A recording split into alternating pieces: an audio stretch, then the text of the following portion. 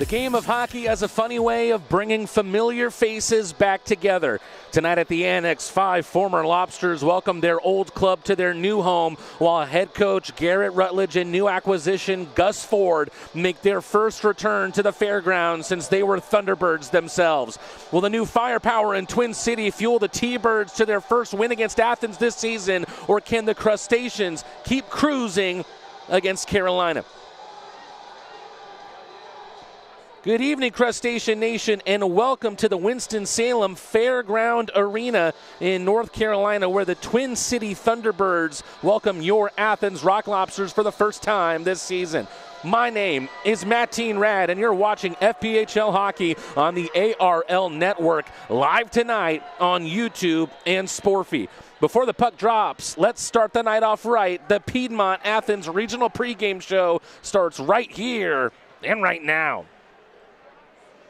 Your favorite group of guys are coming off a 3-game set against the PD Ice Cats, with the Lobsters sweeping the Kitties out of the litter box. The best performance of the set came in the team's last game, a 7-3 victory at home on Wednesday night. Gus Ford put his name in the lights of Aikens Ford with a 3-point performance, the first star in his first game.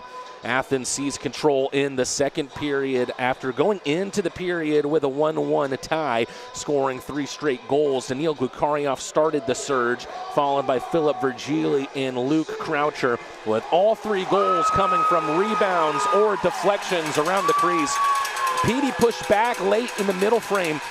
Houston Wilson cut the deficit at even strength before Dominic Marcinkiewicz buried a power play buzzer beater with 1 second remaining to make it 4-3 entering the third.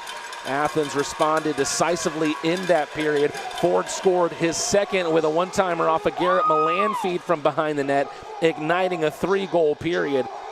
Joe Mack finished off his 4th goal of the last 3 games, and 17 seconds later, Luke Croucher kicked up the extra point with his second tip of the evening. They're announcing the starting lineup for the Twin City Thunderbirds, and it seems like there's a theme for head coach Steve Harrison, as the first 2 names read are that of Jack Johansson and Kaysen Gallant.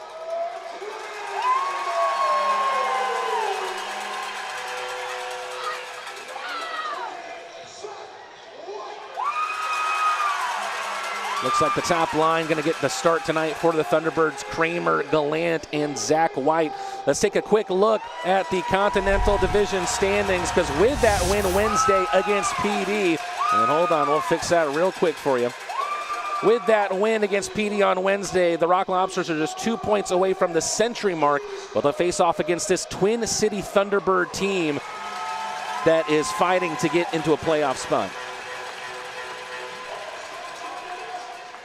Garrett Rutledge has put his line out for the opening puck drop, that of Gus Ford, 2 former FPHL MVPs in one trifecta with Ford and Garrett Milan. Malik Johnson, no slouch either. He'll be tasked with creating some more open ice for those 2.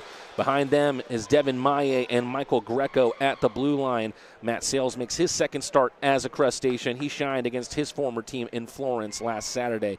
Not many changes in the lineup in general other than who's starting. Garrett Rutledge sticking with the formula that's been winning. Starting lineup is brought to you by Aikens Ford. If you need a pickup to your date, week, month, or year, come make a deal for a pickup truck at the biggest and best Ford dealership in the Peach State, Aikens Ford. Let's send it down to the ice for the pregame ceremony.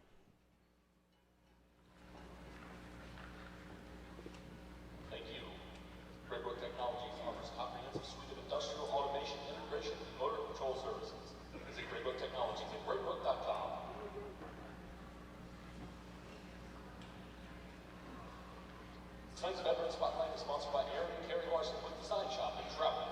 Helping your business and event succeed with premium signage and apparel needs. Thunderbirds fans, please help us recognize tonight's Design Shop Special Service member, Zachary Hubbard.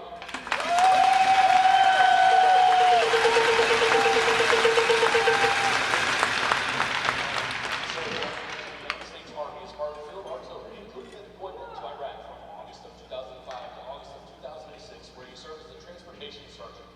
His dedication and leadership earned him the Army Commendation Medal and the Combat Action Badge. Off the field, he's continued his commitment to support special fellow veterans, and he's the president of the Gary Kearney Foundation, a nonprofit group that raises funds to provide service dogs, and training for disabled combat veterans.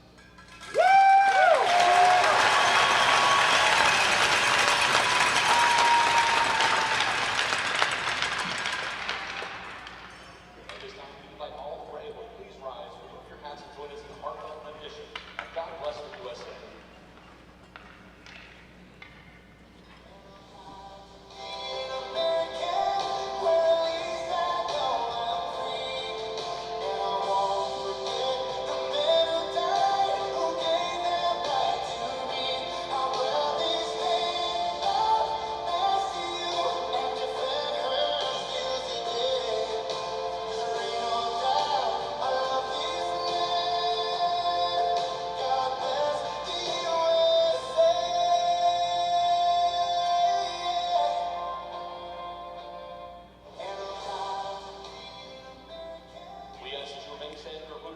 Tonight's performance of the national anthem, brought to you by the American Elevator Company, performed tonight by Orange Youngblood.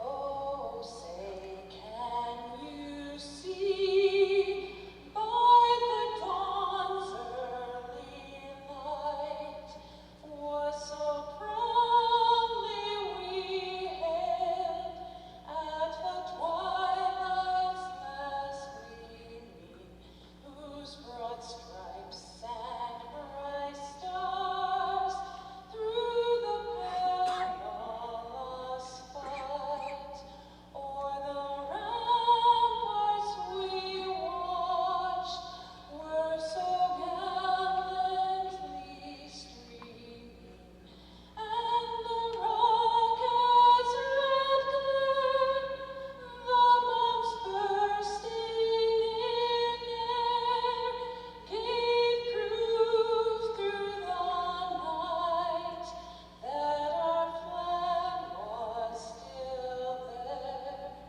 Oh, say does that star-spangled banner yet wave? Sing it together. O'er the land of the free and the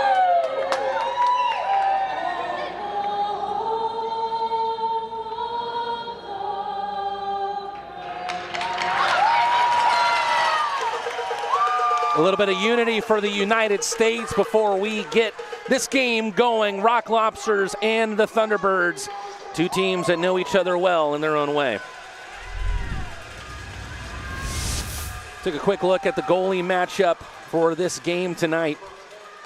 Matt Sales gets the start for the Rock Lobsters. Now is over 500 after earning his 5th win of the season in his first game as a Rock Lobster. Boris Babic on the other side, his numbers, underlying numbers, are quite good. Goals against average and save percentage, but he's been one of the busiest goaltenders in the FPHL this season. Already more than 1,100 saves to his name. That does it for tonight's Piedmont Athens Regional Pregame Show. Piedmont, real change lives here. You'd have to imagine that the Rock Lobsters will be playing with a boost, having someone who is very familiar with the ice here in Gus Ford, a former FPHL MVP, former forward of the year. But you're also going to have a number of players for the Thunderbirds who are going to be playing with their head alight, trying to win against their former team. Two of them get the start tonight in Jack Johansson and Kaysen Gallant, both of them having scored their first Thunderbird goals in the Thunderbirds' last game, a 4-2 loss against the Baton Rouge Zydeco last Sunday.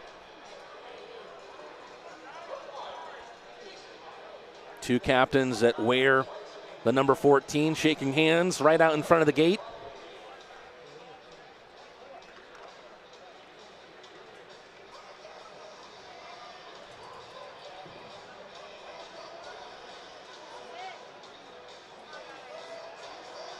Thunderbirds wearing a specialty St. Patrick's Day jersey. St. Patty's Day coming up on Tuesday. That man at the bottom of your screen, Gus Ford, what emotions may be running through his head at this moment.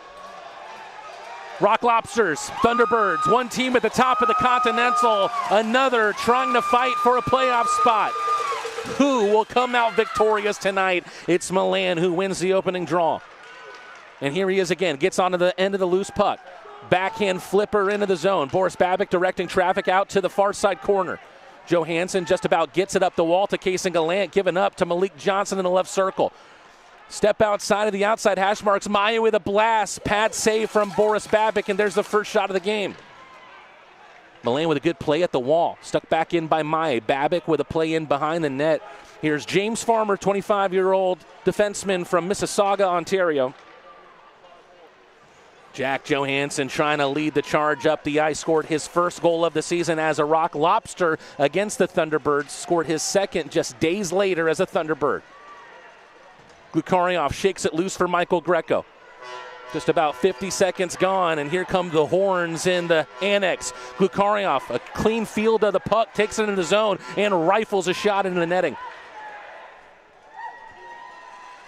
Exactly a minute gone here in this first period. Already a shot for Boris Babic to save. As we mentioned in our open, an incredibly busy goaltender in this FPHL season. Already more than 1,100 saves to his name.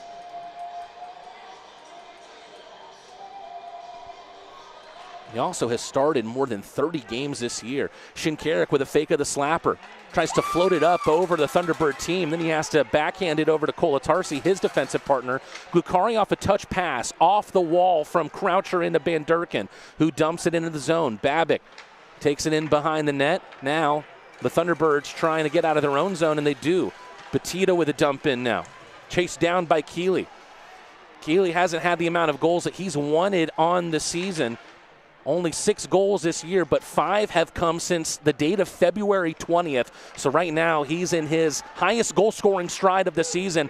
Here's the Moscow Mule. Gleb Banderkin slams on the brakes in the right circle. Gets it over to the blue line, but past the paint for Paralat. Babic just kills that puck in behind the net. Connor Craig now there. And here's Matt Garcia, former Lobster in his own right, but he's had a couple meetings against Athens this season. Dom Dumas having his best FPHL season of his career. Most of that came as an Athens player.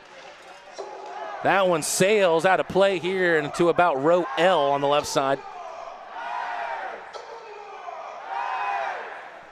Thunderbirds still looking for their first shot on goal of the game. Really enjoy the view that the press box here and the annex grants you. It's almost exactly what you're seeing on your screen here. So I feel like I can really represent what you're seeing on the camera with what I see on the ice. Garcia looking for that goal. It comes hard off the stick of Leifers.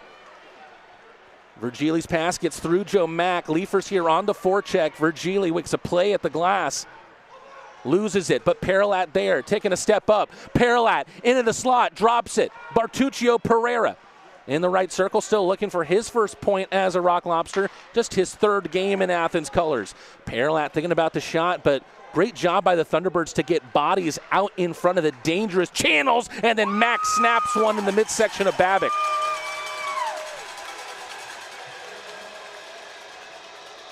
No crazy stairs to hike up, that is true. There's only really about, I would say, 10 rows in terms of height here in the arena.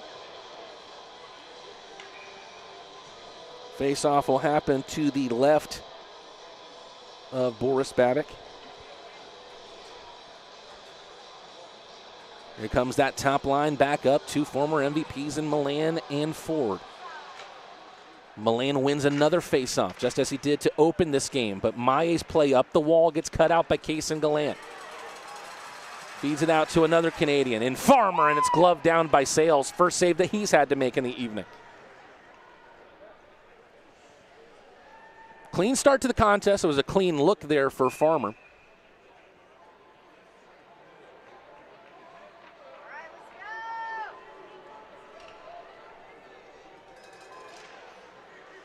Ford this time taking the draw. It's a joust for possession. in this near side circle. Farmer has some difficulty stick handling there, but able to get it up the wall. Now he has to go retrieve it in his own ice. From the left circle, James Farmer trying to ride the glass. Maye sniffs it out, gets it back. Michael Greco.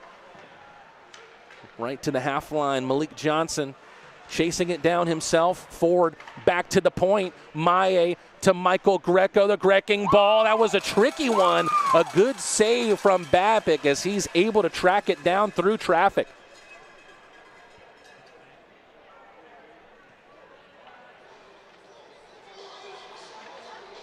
I had a chance to talk with Gus Ford before the game. Asked him about his feelings. I said a little bit weird to be back in this building, but on a different side. He goes, 100%, but you go out and you do the job that's tasked in front of you. What kind of reaction will he have if he ends up scoring an important goal in this one?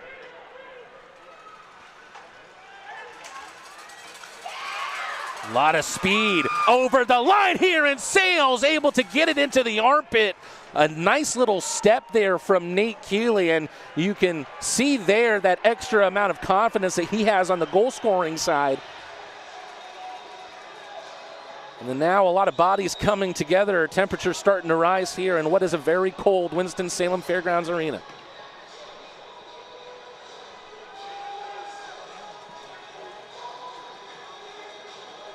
And with that cooler temperature, cooler heads will prevail.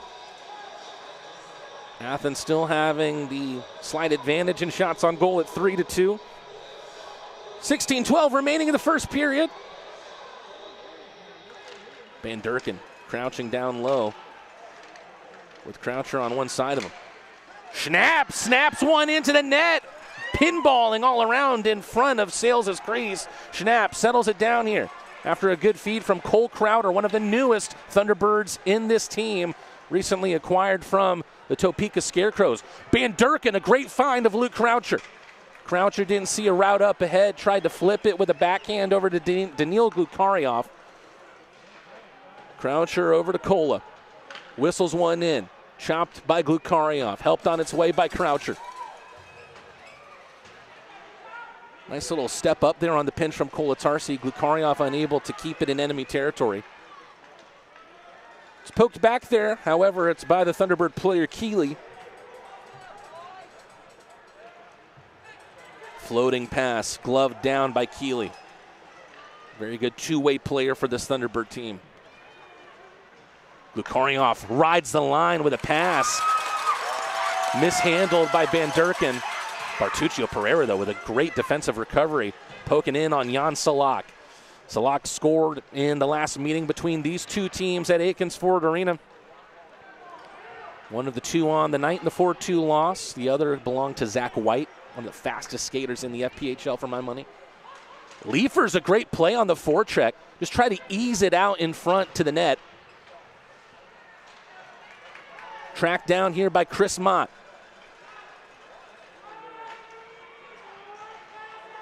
Matt Garcia again caught up by Virgili.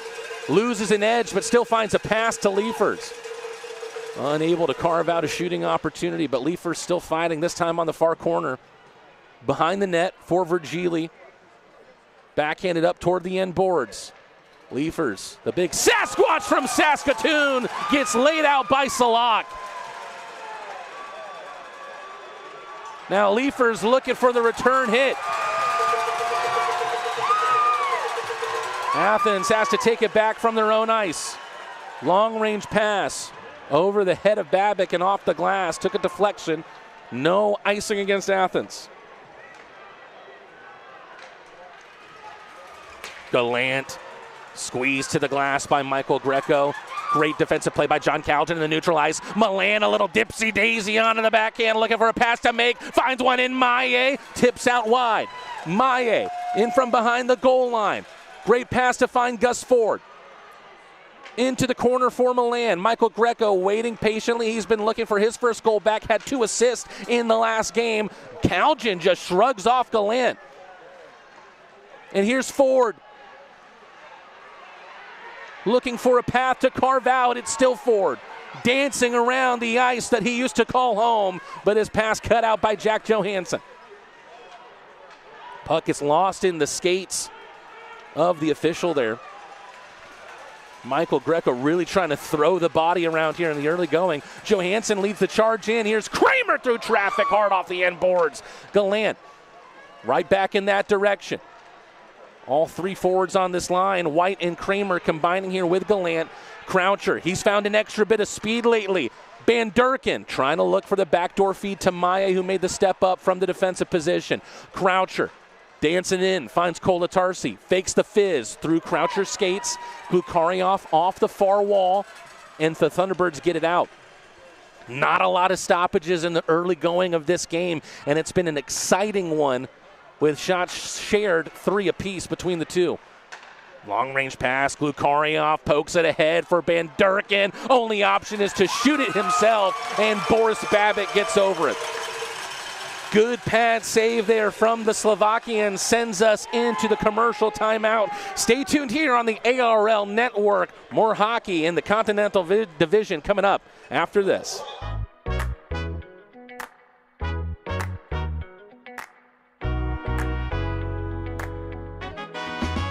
As a hockey player, my health is everything to me.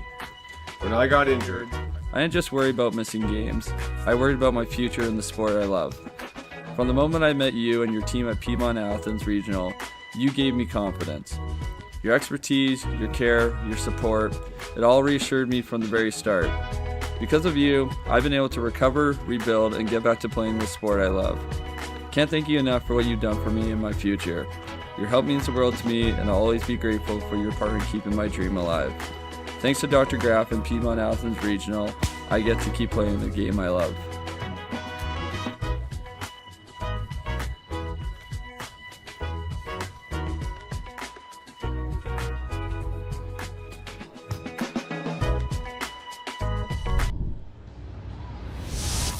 Definitely feels like the narrative of this game is precisely how we thought it would be. These two teams playing explosively and players playing against their former team. Right now they're playing with their heads on fire. We'll see if that continues. Out come Milan, Calgin in forward again with Shinkarik and Bartuccio Pereira in behind. I think it might be the first time we've seen Bartuccio Pereira and Shinkarik play together on a shift.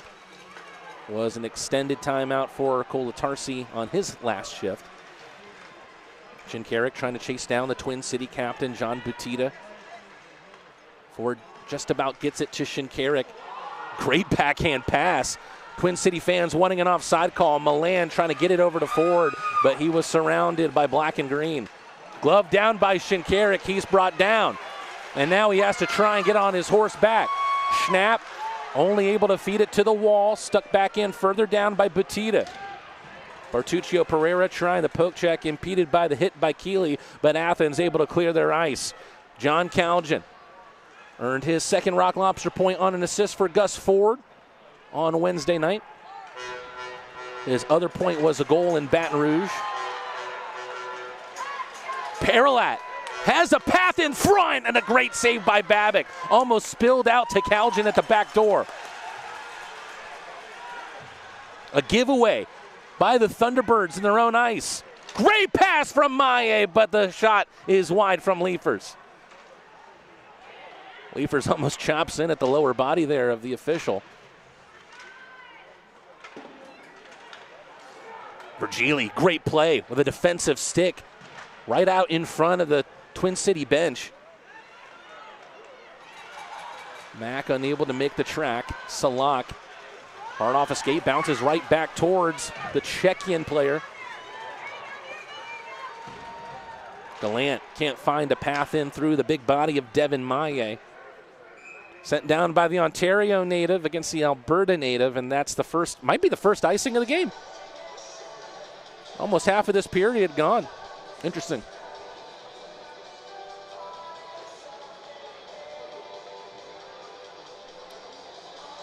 I want to thank all 325 of you who are watching on the YouTube side. If you haven't already, make sure you subscribe to play a part in our world-famous chat. Like the stream and ring the bell to stay notified of all future Rock Lobster content.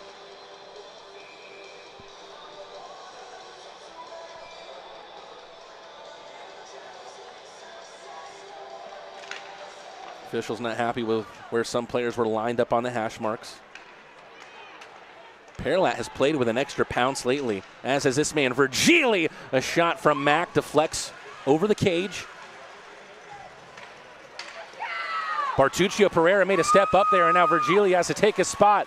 Roman Kramer with a shot, but straight into the chest protector of Matt Sales. Speaking of playing possessed against your former team, that's what it felt like we saw from Matt Sales in the last game on Saturday, rather his last start. Last game was on Wednesday. Made his ARL debut March 7th against the PD Ice Cats in Florence. Completed 37 saves on 40 shots in the 4-3 win, and some of his best saves were made in the closing seconds of that game. 10 shots on goal total in this contest thus far, benefiting Athens 6-4. Bartuccio Pereira like a bumper car, just rolling off the hits there, and then Luke Croucher able to get it on the end of his twig. Croucher trying to play it in off the wall. He gets taken down in behind there by Jack Johansson. Two men who know each other well. Van Durken. Bermuda Triangle here for the Rock Lobsters. Right now, the Thunderbirds lose it in that triangle. Van Durken had a clear pass, but it was cut out by Johansson. Still gets it off to Croucher. Bartuccio Pereira fakes a slapper. It's a great feed to the back door. All it needed was a touch in from Glukarioff. Michael Greco, what a pass in. But here come the Thunderbirds. Petita to Schnapp, sticked away by Sales. Riding the top of the window. Falls down on the far side. Croucher scanning. Greco able to take the body against Keeley. He takes a poke check into the shins. Here comes the Moscow Mule. Gleb Van Durken didn't like the path. Takes a different route.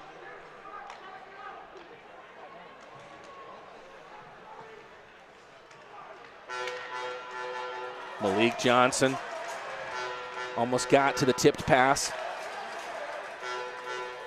Keeley makes a decision to keep it in the ice. Connor Craig with a good move on Ford. Still Craig, and into the safety netting. We'll take a step away here for a commercial break. Rock Lobsters and the Twin City Thunderbirds are both still looking for the first. Rock Lobster fans, this is Brad Akins. Akins Ford has led the way for years and keeps on growing. From offering the Southeast's largest inventory to being #1 in the nation in Ford truck sales, we're here to serve you. Want to customize your ride? Our Wild Willie's accessories team can make it as unique as you are. Make it legendary. Need service? Our fleet of over a dozen mobile service vans come right to you. Akins Ford and Winder. We really are closer and bigger than you think. Rock Lobsters, let's go.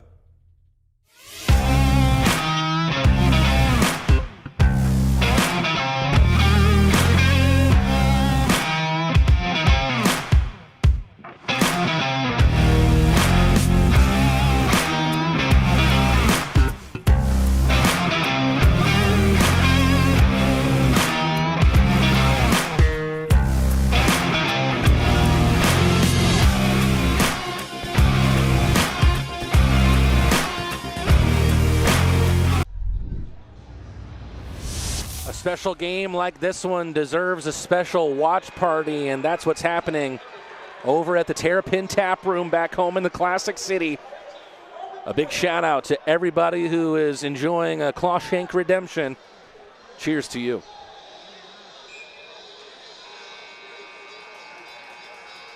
Other games getting started around the FPHL as well.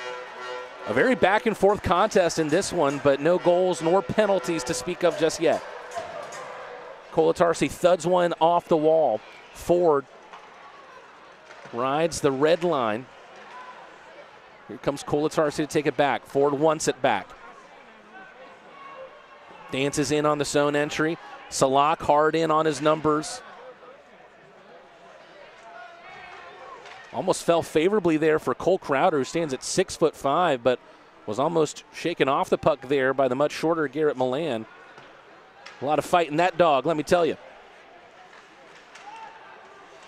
Ford with a hit on Garcia. Milan from Johnson. Babick trying to reach out with a stick, didn't make any contact. And now Cade Hanley having the body of Garrett Milan fly around him.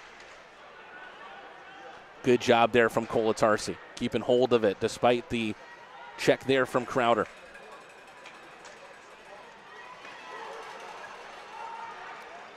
Like 3 gnats, this line of Ford, Johnson, and Milan. Ford, nice little move. Joe Mack from the high slot, in and out of the glove of Babick. Babick has dazzled with the saves here in the first period. Right now, he's kept this game scoreless.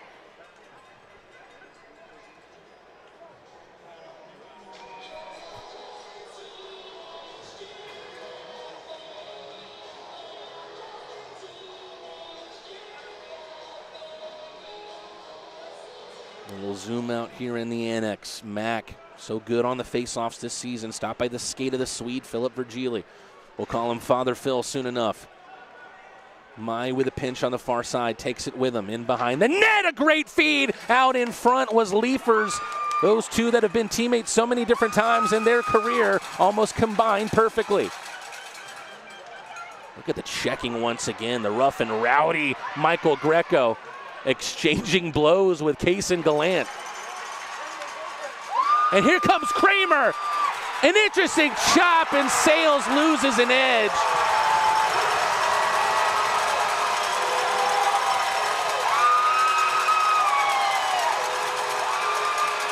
Sales fell to the ice and made it all too easy for Roman Kramer to make it 1-0.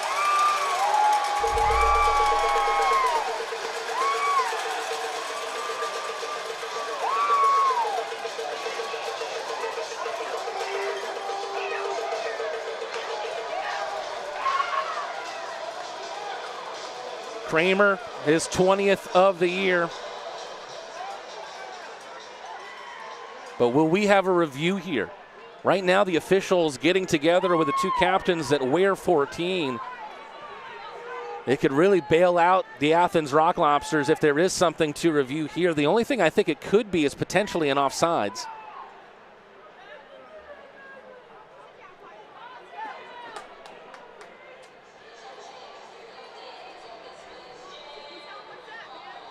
Especially with kind of how unfortunate of a slip it was there for Sales, creating an open net opportunity for Kramer.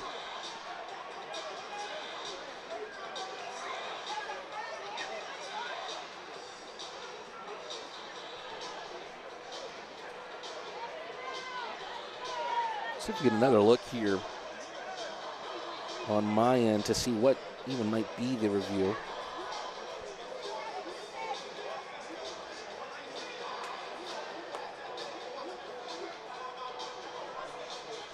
It looked to me that Kramer had held skating into the zone before the puck was there. So I don't think offsides can be a call.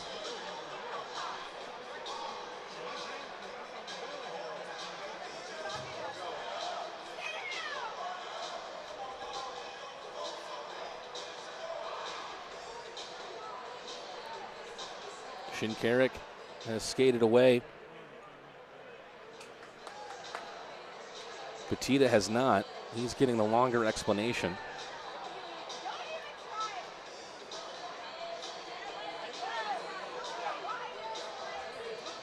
Kramer getting animated there with the official.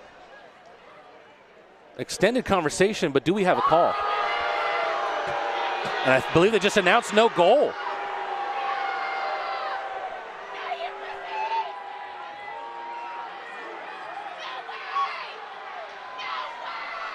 Offsides is the call, and that is a big-time call that benefits the Rock Lobsters.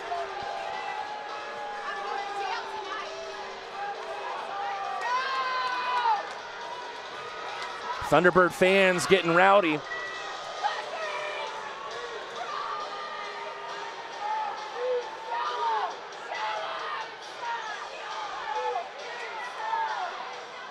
We apologize for any fruity language you might be hearing here.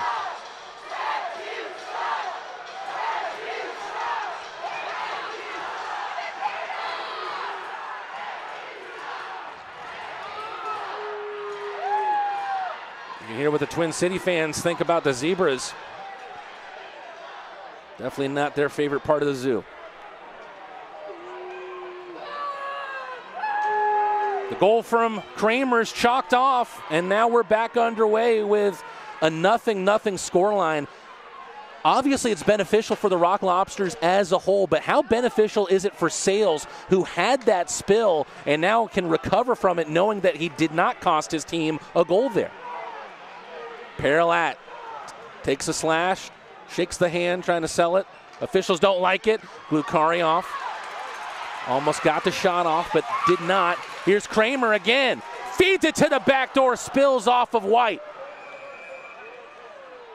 Athens touches up, and now the Thunderbirds will have a chance to get the lead that never was on the power play.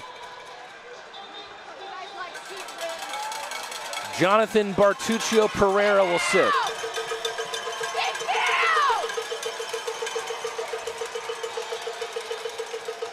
You gotta love when the loudest fan in the building is right out in front of the crowd mic, huh?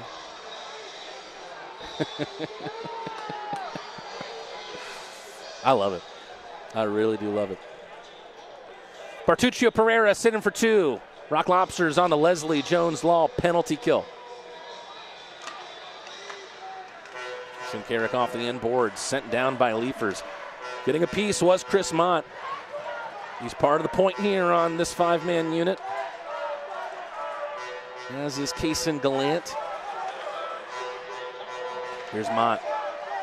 Sends it down. Leafers didn't get a piece. Gallant stops it. Finds his teammate with the Rock Lobsters, teammate with the Thunderbirds, Chris Mott. Gallant kind of fakes the shot, trying to ease it through skates, and Carter Shinkarik able to send it down 200 feet.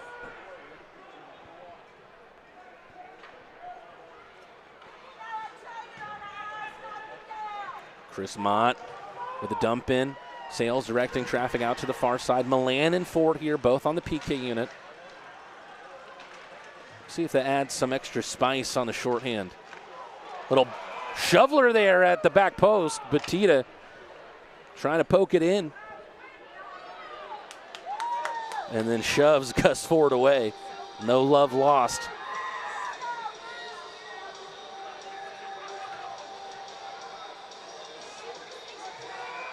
Can be so many emotions for players on both teams tonight.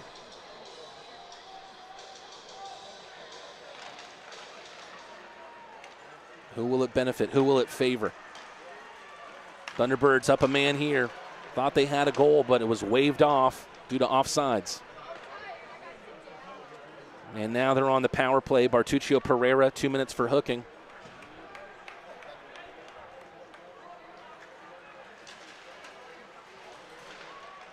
There was the could-be goal scorer, 18, Kramer. Good tenacity there from Keeley. Michael Greco, what a big-time hit in behind. Lays out Dominic Dumas. And now the Rock Lobsters will go down 5-3, depending on how much time is left, and there will be enough time. 19 seconds of 5-on-3.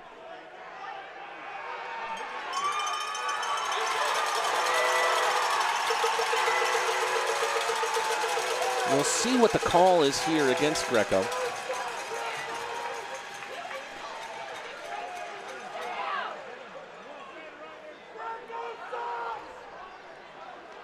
Two-man advantage for 19 seconds. Rock Lobsters have been a good 5-on-3 team this year.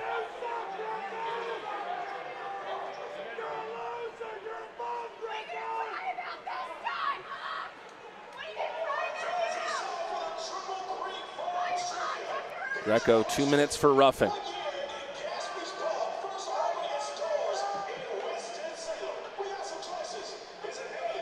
We'll be right back after this commercial break. At Athens Stonecasting, Don Hill oversees acres of sculptures poured from thousands of molds. Endless possibilities for neighbors who envision unique gardens. Craig Meeks at First American Bank and Trust caught that vision. Together, Don and Craig create solutions that keep the business teeming with new gifts for the garden. Vision. It's one of the core convictions we live by.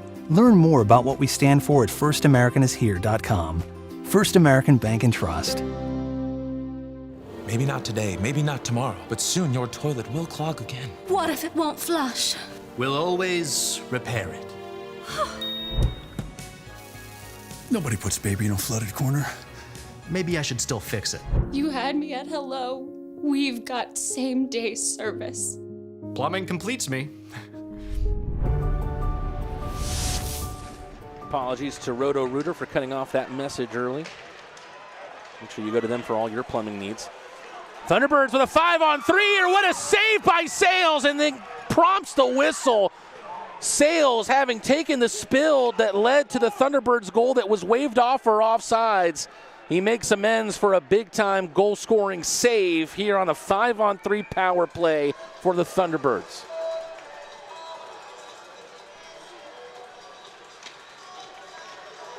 Mack wins it, gets through the stick of Shinkarik. Up to the far wall, Keeley scanning, dropping it back for Craig. Stepping up from the blue line, Bartuccio Pereira now back up to play on from the outside, hash marks. Kramer all the way across. White for Craig, shot through traffic, was a dangerous one. Sales got the tip of the pad to it. Craig out to the right side, White back to Craig. Looking for a tip over at the net front once again. There was Dom Dumas who was closest to it. It was his victimization there on the hit. Look at Shinkarik go coast to coast and then floats it over the bar.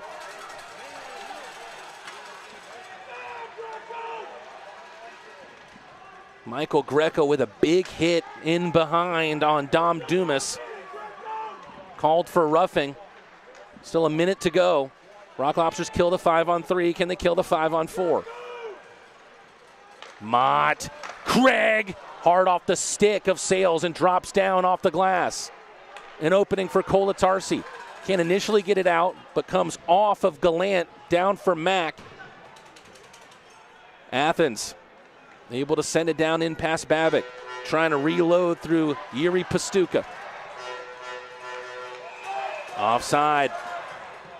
Salak unable to mitigate that early step that he took. It prompts the whistle.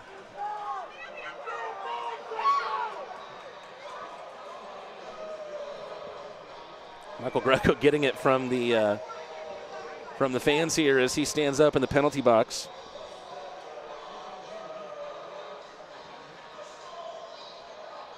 I think Michael Greco is a player that has that fuel his fire rather than put it out.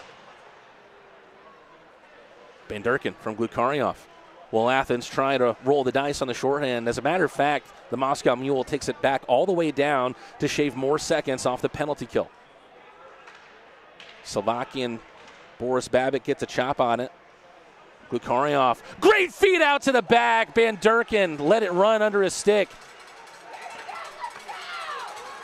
Michael Greco back out on the ice, and the Rock Lobsters skating with 5. Van Durkin settles it for his compatriot and teammate Daniil Glukaryov, trying to put it in the skates of Johansson. Johansson down to a knee after the check from the Russian. Farmer out to the right, Keeley trying the toe drag, couldn't complete it. Van Durkin almost spots forward, not far enough for icing. Johansson now loses an edge.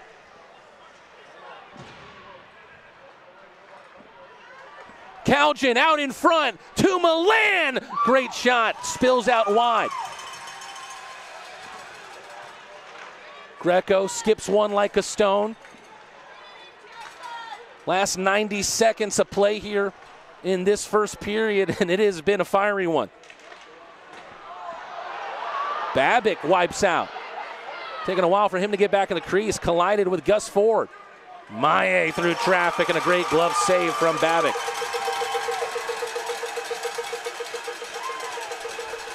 One at entertaining 18.5 minutes it's been here. 23 shots on goal.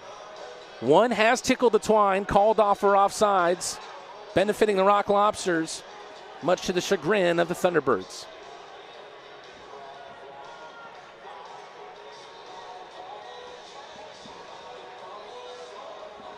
Somebody pour me a drink. That's what everyone at the Terrapin Tap Room is thinking right now.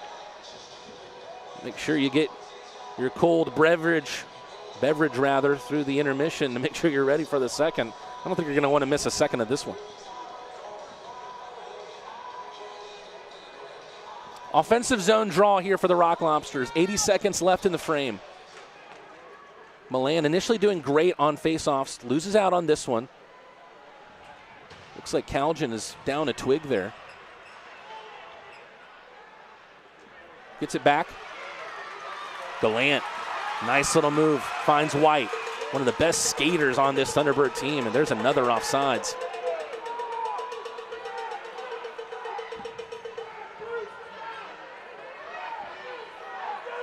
Actually, it looks like it's going to be a cross-check call against Cade Hanley, and now the Rock Lobsters will have their first power play of the game.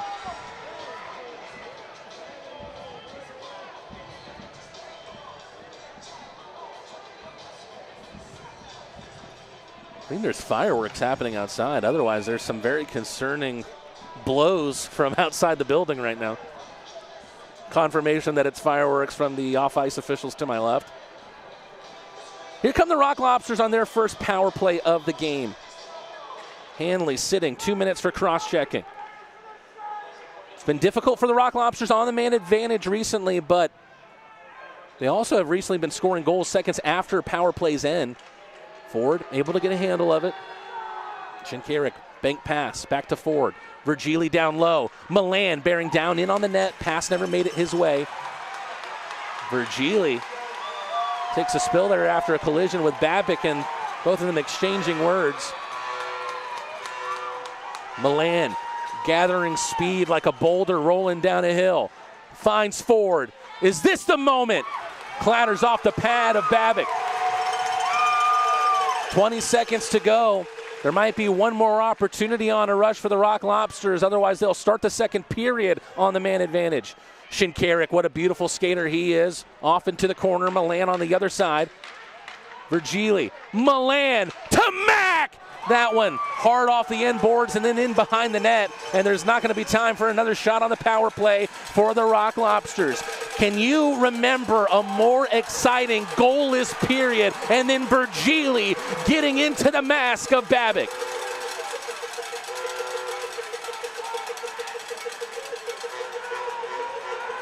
We have seen these two teams play against each other many times this season, but I have never seen such animosity between these two outfits until today. Emotions running, coursing through their veins. Rock Lobsters will start the second period on the Paloma Park power play. Still about 59 more seconds to go on that, but I cannot recall 20 minutes of hockey that went scoreless that was as exciting as what we just watched here in the Fairgrounds arena. 24 shots total, Twin City with 13, Athens with 11. This was a return that no doubt was marked on the calendar of head coach Garrett Rutledge. I discussed that with him in this week's Coach's Corner. Me, Mateen Rad, the host, bringing you Coach's Corner with Garrett Rutledge.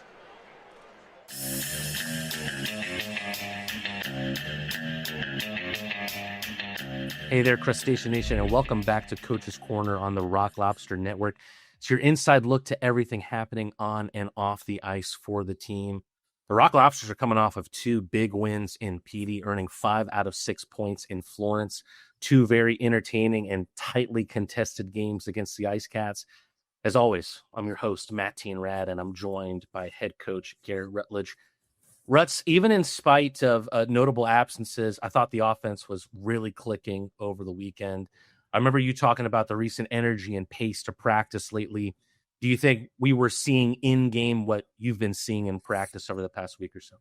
Yeah, I think you move a couple guys out and move a guy into our lineup here. Obviously, he didn't play, but it gives a little bit of shot in the arm. It gives a little jolt to the group.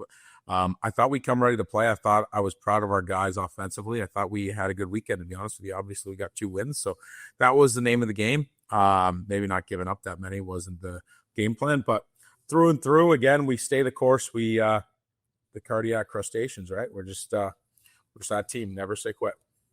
As always, it definitely felt like we were seeing a buzz in the team, specifically with Garrett Milan, who recorded a hat trick in this incredibly entertaining 7-6 shootout win on Friday. As we've said about Millsy before, he's always a contributor, and he's always got that switch that it feels like he can flip. But on Friday, it seemed like he didn't switch off. Do you think we saw Millsy get into a higher gear this past weekend as we push toward playoffs now? Yeah, I think you're going to see guys ramp their games up. I think you even seen both teams were a little bit tighter checking, though a few goals on Friday night there, but it was a little bit more playoff atmosphere style. I thought guys were playing a little bit more on the line, a little bit more intense and stuff, and not so much call it tomfoolery between the whistles. It was more just playing hockey and who was going to score goals. It wasn't run and gun. It was a lot of seesaw battle back and forth of who's going to get the puck last kind of thing. But yeah, Millsy's one of those players that once he gets going, he gets a little confidence and he gets feeling it. Look out, because he's going to be deadly for the Rock Lobsters here. But a credit to his game, though. Like I said, he's plays all sorts, whatever we want, just not offensively.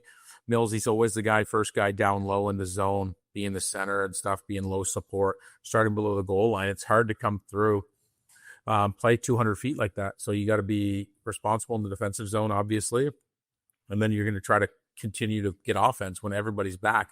Wingers, in the same sense, can cheat a little bit in the sense of getting past the defenseman or a little bit of a one-on-one. But when you're a centerman, you're always getting bumped into. Guys are always locked onto you off the face-off dot. So it's can be a bit of a challenge for guys. It's a little bit harder work, but Millsy brings a lot to our group here, from the penalty kill to power play to scoring goals to leading our offense to winning face-offs to maybe causing the odd little scrum that he does. So he plays the game the right way. He's hard to play against. And like I said, he's a pleasure to coach for sure.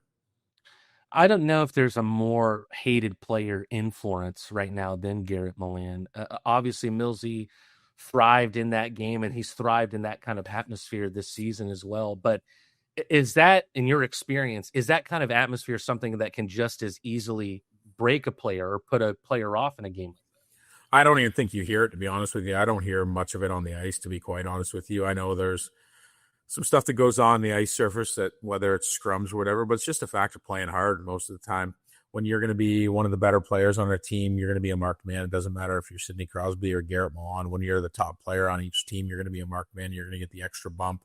You're going to get the extra love from the away fans there. So just part of being on the road. I think it's just part of it. I think this isn't the first time Millan, or now we have 40 and all the guys, they get booed every once in a while once the puck gets on their stick, any little advantage. So, but for the most part, I don't even think you really hear it, to be honest with you, on the ice. Daniil Glukaryov as well had a great night, scoring a pair of goals. Do you feel like Danny's benefiting from being back on the line with his countrymen and someone he seems like he really gels with in Gleb Van Durken? Yeah, we're starting to get some consistency on our lines here. I think Danny's definitely can get hot when he does. He's a shooter, of course. So Gleb and Crouch on his line there, I think they play the fast pace and they can get open. They make plays, and Danny gets a shot off. Obviously, puts it in the back of the net. So they're playing the right way, and once they're feeling it, it's as a coach, you just keep putting them on the ice and watch them do their thing. Something I want to see if was a theme throughout the weekend. Carter McPhail showed me on a fitness tracker that he wears during the game that his heart rate at one point got up to 210 beats per minute. And yet you could see the calmness that he kept in the shootout. The reason why I bring that up, it was uncomfortably warm in the perch where I call the game from. There was a fog that was floating above the ice. Is there anything that you can speak to, or the boys could speak to, about the temperature or how hot it may have felt for the boys at ice level? Yeah, some of these rinks down south don't have the luxuries of us in Athens have the humidifier. I think it's a humidifier, take the humidity out of the rink kind of thing. So it stays cool in here all the time. Obviously, we have a brand new rink, so it's up to date, insulated, and got all that. So some of the older rinks don't have that luxury. It was very warm down at ice level. It was kind of cold on the ice, but it was like the humidity was very bad in the rink. Like, I think my suit even felt damp, to be honest with you. Even Salesy in between the second and third period was throwing up. Just from dehydration and stuff. So he was drinking as many electrolytes as he could. He was getting the pickle juice into him so he didn't cramp up and get the salt back into his system, and even in between whistles there. Credit to June, our athletic therapist. That's another big bonus of having him there, having him looking after guys, making sure that they're taking care of their bodies, they're hydrated. And when he sees something, he's there to address it and take care of it so the athletes can still play at a high level and keep our goalies and our players healthy and ready to go. So big shout out to June on the weekend. I know it's tough for him. Just you got 20 players that are all working out there and making sure that everybody's healthy and doing the right things. So it was good to see. No doubt June has been a huge plus to have this season, and the many roles that he takes on. What were your thoughts on the goal that tied things at 5-5? Alexander Ledkoff goes down kind of soft on the ice after there's contact between Michael Greco and he. He slips and slides into the crease. Carter McPhail cannot push off to really even make an attempt at the shot. At that moment, did you think it was goaltender interference, and is your thoughts about it different now? Yeah, I thought it was goalie interference, to be honest with you. If I could have played back Saturday on our challenge there, even when the ref came over to me, I said to him, I go, my issue is the no goal call on the ice on Saturday night when they called Milan's goal a goal, but they called it no goal on the ice. I said to him, I go, my issue is last night you called the slide in from basically the hash marks and our goalie couldn't get to it and you called it a goal. So I was like, and then he kind of got a little mad at me. But other than that, yeah, I think it was goal interference. I think when you're sliding in that far into a goalie and the time, again, I go back to timing of the period. If it's at the beginning of the period and there's no snow on the ice and you slide in as a hockey player, when you follow, there's no stopping. You're at the mercy of when the boards or whoever is going to stop your momentum. So if it's at the beginning of the period, you can slide in there. And I would say, yeah, you don't have a chance to even stop, to be honest with you. But later in the period, you have that option. It's one of those things, I guess. It's hockey. Guys are going to the net. Guys are going to crash and bang. It's the Federal League. Like, at the end of the day, it can be a war out there at times, and who's going to give up a little bit of an inch and see who can score the most, I guess. I don't know. It's night in, night out. You don't really know what's going to be called, so you just keep trugging on and bend but don't break kind of mentality. It was such a bang-bang game. 12 goals total in regulation. Really didn't feel like there was a lot of stoppages. Do you feel with how fast-paced, how high tempo, high stakes, potentially how high temperature, high humidity that game was in regulation, that maybe both teams were unable to give more and play as aggressively in overtime to find a decider? No, I think it was a tight checking game. Like, I thought both teams had good opportunities. I know McPhail got a skate on the one. We had a couple opportunities. Again, it's two highly skilled teams. I knew it was going to be fun to watch as we got it to overtime. I just thought to myself, I was like, this is going to be a barn burner of going back and forth and who's going to touch the puck last. So comes down to having good goaltending and who can make big saves. And obviously both goalies were up for the task. I thought it was great hockey. I thought it was exciting for the fans. And watching at home here on YouTube was probably just as exciting. And to hear you get a little bit kind of your heart rate up a bit there probably in overtime, it's good. I just think it's good for hockey in general. It's good for the Federal League to show our talent, show how good these players really are down in this league. Well, the shootout comes, and even that wasn't straightforward. 7 rounds, what I believe is the longest shootout in Athens history. Philip Virgili has 3 shots in sudden death. He scores his first, misses his second. I know you say that oftentimes during the shootout, you're kind of polling the boys through the shootout. Are they telling you on that last shot before it went in to send Phil out for the 3rd time? Oh, yeah. They all were laughing. We were having a great time with it, to be honest with you. There was a couple guys that wanted to go, were going, and it's just kind of Phil's looking there, and he's got the hot hand. It's like, why not go back with him? Especially when, like, he got in close, the one that was stopped there. He kind of just got it out in front of him and kind of got poke checked a bit. So he had him again on the second one, just kind of lost control of it. And I said, Phil, you want to go again? He goes, oh, yeah. He goes, I got him this time. So when a guy's got confidence and he's rolling, it's great to put him out there, especially when the ice is bad. Like, it's softed there. The ice was really soft and the, I guess, the fog on the ice.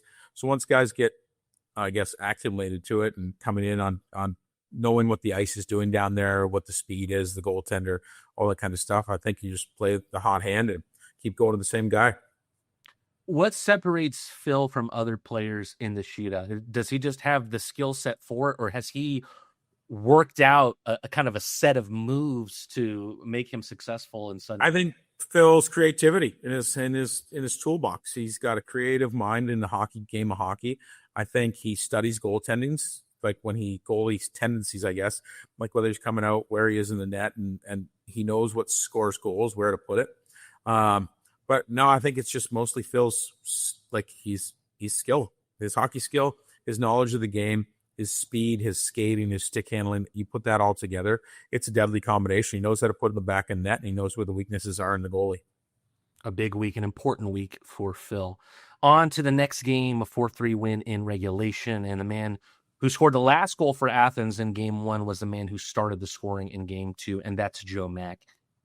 Coach, I just really love this guy's game. You know, his fundamentals are so solid. He gets the little parts of the game right, and then it seems like every time he does score in a game, it's always an important goal.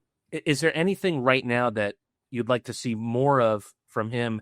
I know Joe Mack isn't necessarily a rookie in the purest sense of the word with how high his experience level is for his age, but would you like to see more from him, or is he threading the needle right now?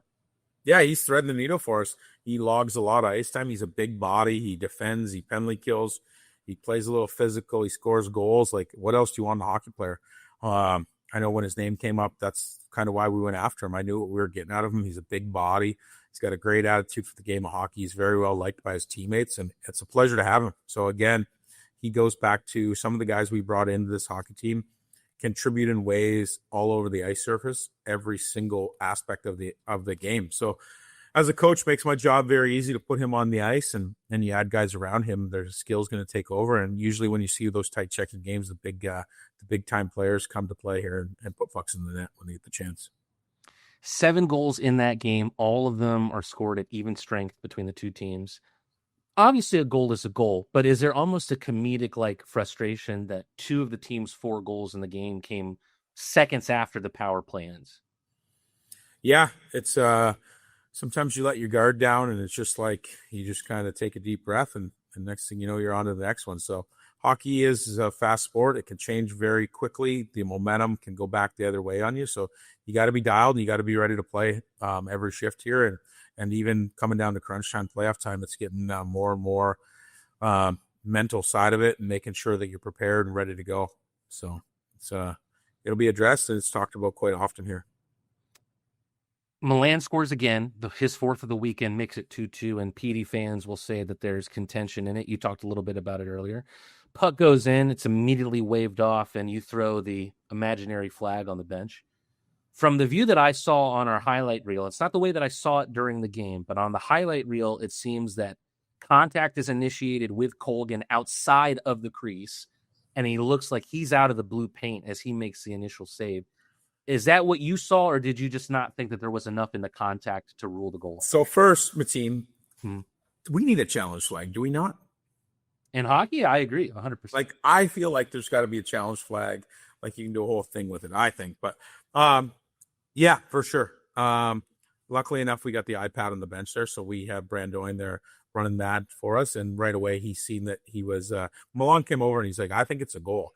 So at that stage of the game, you can get a penalty. So we got to know. And again, you don't know what they have over there. Some of the rinks we have here in the Fed are just getting all this video all set up kind of thing. So sometimes we have it, sometimes it's not there. It's one of those things that it's kind of risky, to be honest with you. But when the boys were all over there, they were talking about it, and just happened to be it was a TV timeout. That's why it took a little bit longer than naturally it probably would have happened. So we were in a bit of a timeout. So we were all standing there, and Shinks was looking at it, and I looked at Shinks. I go, what do you want to do? So I looked at the boys. I said, what do you want to do? And they're like, we're challenging it. I'm like, good answer, because that's what we're doing. So Shinks was the ringleader on that. He's like, let's do it.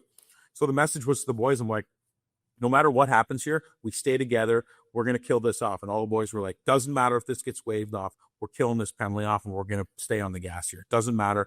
Bend but don't break, boys. We're still in this. We're going to risk it. That's what we're doing here. We're going to win this game. But then looking at it on the video and stuff, Colgan was out of the crease. And again, Milan tried to stop. He got pushed in there, and it was a hockey play. And at the end of the day, you put yourselves in good spots around the net, you're going to get rewarded with some goals. So I thought, to be honest with you, I know PD fans and Gary Graham probably think differently, but at the end of the day, I thought it was a goal, to be quite honest with you. I agree with you. And if you want me to go ahead and look on Amazon for a little red flag to put in your suit pocket, let me know. I'm happy to do that. Yeah, it's we've been lucky enough. Thankfully, we got that iPad on the bench now, and we can at least review it a little bit and get some eyes on it. And it worked out. I think we've got 2 now. It's worked out, and I believe even the one that didn't get called back in a row, I still don't think it was a high stick, or I think it was a high stick. I think Eli put it in, or somebody put it in Monroe, and it got waved off. But I still think it was definitely high stick. But no, we've done well with the challenges, so it's good for the group. It's good for us to, I guess, win those. It can, again, the momentum in the games are so tight into hockey that just a little thing can get your group going. So it was great to see, and it was obviously beneficial for us. It was a beneficial night for Luke Croucher, big-time goal in that game. Ever since he's come back from that month layoff he had, he's been a big contributor, points in all but 2 games, but he hasn't recaptured that rampant goal-scoring touch that he displayed at the beginning of the year. Do you think that there are differences between the Crouchy of now and the Crouchy at the start of the season? No, I think just the league gets a little tighter, a little bigger, and after Christmas time, everything ramps up. It's like any league. Once you start after Christmas, everybody starts playing the right way, and teams get better and better night in, night out. But Crouch is putting the work in. He's getting his speed back. I think you're seeing his fine details on that goal. A little weight shift changes the angle and then rips it to his spot. So you can see his game coming back to him quickly here. Again, having a high ankle sprain when he did wasn't exactly, it's not the easiest injury to come back from. It's just not. It's you got all those tiny little muscles in your ankles, and it's amazing how much you rely on them on hockey, on your edges, inside and outside edges, to do small details, cutbacks, and being a smaller player stature-wise, you got to rely on your speed and your quickness in your first 3 steps and all that kind of stuff, and getting off the wall and working. So he's getting back to normal here, and you can start seeing it game by game. He started to take it over a little bit more. His forecheck, his puck touches, where he's going to the ice, and you can start to see his speed coming up the ice. It's definitely taking notice for everybody on the ice. That's exciting stuff, 100%. There was a notable absence from the weekend, and that was Gus Ford, who was serving a 2-game suspension. Did that make the impact of the wins bigger for you after, you let 3 big pieces go? You're not able yet to reap the return of what you gave up. Did that make the win? Need to cut that coach's corner off short. Of course, you can access all of those that we've recorded on this season and last season as well here on our official YouTube channel. Let's take a look at some of the scores around the FPHL. The Black Bears with a 2-0 lead at home against Port Huron. Ice Cats up 3-1, more than half of that game played against the River Dragons. Wolves 1-0 against the Danbury Hat Tricks, 2-1 lead for the Scarecrows in Indiana. Bobcats put up 6 on Biloxi. It goes from bad to worse for the Breakers. Second period just starting out there. Still scoreless between the 2 Louisiana teams. Over here in Winston-Salem, we were treated to one of the most beautiful scoreless frames I'd ever seen. Exciting, electric, and 2 teams that there is no love lost against, despite the fact that there are many former teammates playing against one another tonight. The period, as a matter of fact, ended with Philip Virgili getting in the face of Boris Babic. Those 2 had collided at one point on the power play for the Rock Lobsters. And then after the whistle blew, signifying the end of the frame, there was still some words to be exchanged between a Swede and a Slovakian. Rock Lobsters, due to the penalty from Cade Hanley towards the end of the period, will start the second on the Paloma Park power play. Virgili, Mack, Ford, Shinkarik, and Milan. Ford just about gets the pass over to Milan. Keeley hot on his heels. Shinkarik back around for Milan. Captain fantastic. Left by Virgili for Ford. Virgili with a step in on the left side. Milan, tough to settle it, but able to do so. Ford drifting in from the half wall to the point. Shinkarik on the right side of the blue. Exchanges with Ford. Ford, toe drag, swatted away by Johansson. Milan from the outside hash marks, working central. Mack on the right side. Ford in! It's not home anymore, and that's not going to be the welcome from the Thunderbird fans that they wanted to give him, as against his former team on the power play, Gus Ford puts his name in the Fairground Arena's lights once again, but this time for the other team.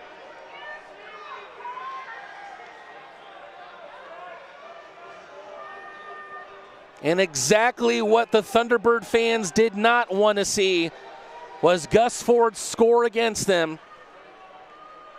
But their own tears will add salt to the wound.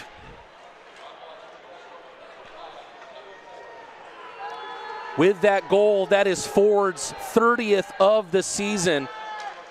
That also marks his 5th season with 30 goals in the FPHL.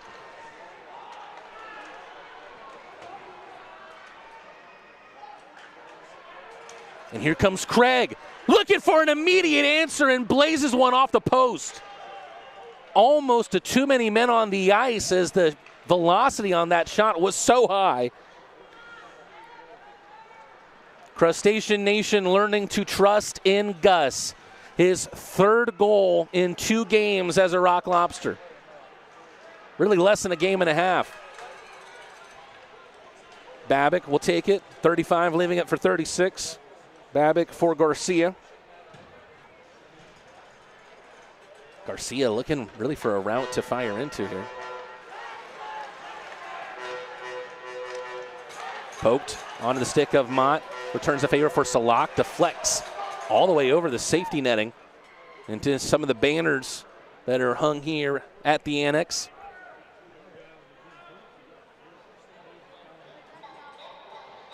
Thunderbirds were regular season champions when Garrett Rutledge was here.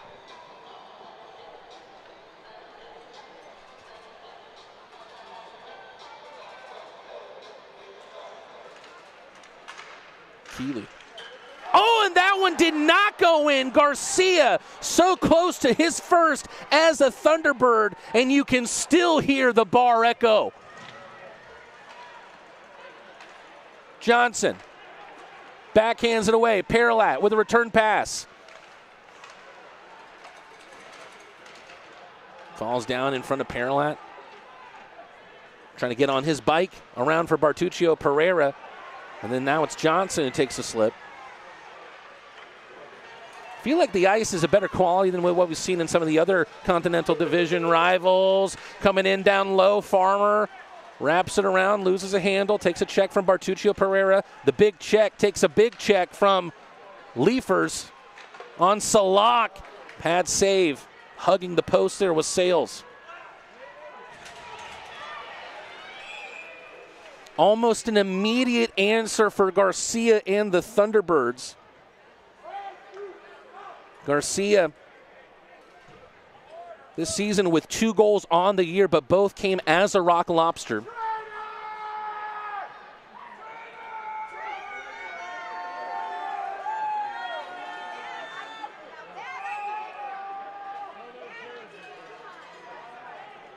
All the applause for Gus Ford in this game had been fairly positive until the goal was scored by him. He came on the power play. Meanwhile, the salesman has it come out from behind the post and out in front of him and able to get a glove over it.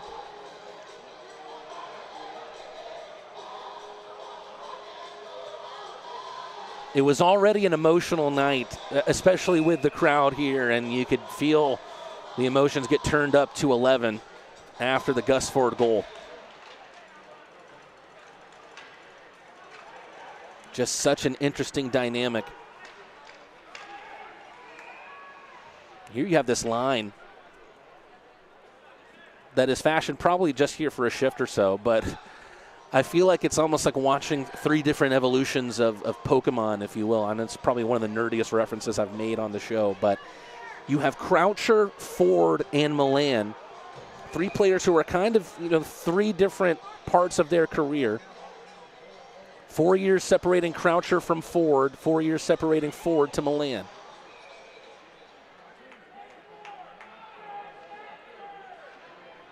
All 3 of them 5'8" or shorter. All 3 of them extremely talented.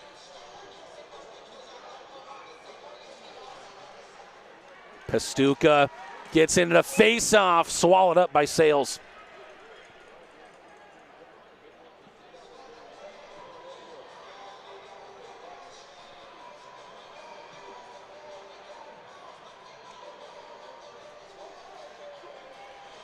This is the new look top line for the Thunderbirds. Kramer, White, and Gallant. How interesting would it be if the Thunderbirds answer Ford's goal with one from the Red Deer Rocket? Croucher gives it up to him. White only has the short angle snipe to try and look out for, but he doesn't get it right. And here comes a 3-on-1 the other way, led by Ford. Croucher to the back door. Ford takes the shot himself, and it spills in. Ford has two. Can you believe it?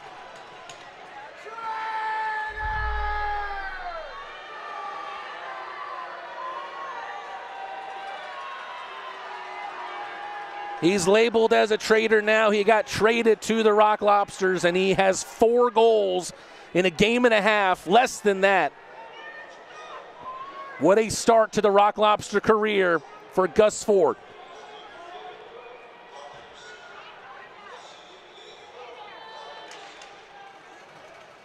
Ford very cleverly uses the chaos created by Luke Croucher as he raced to the back door.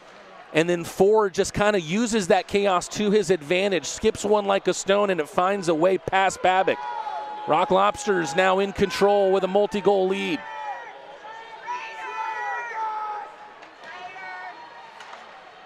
Greco from distance, Babic with a glove save.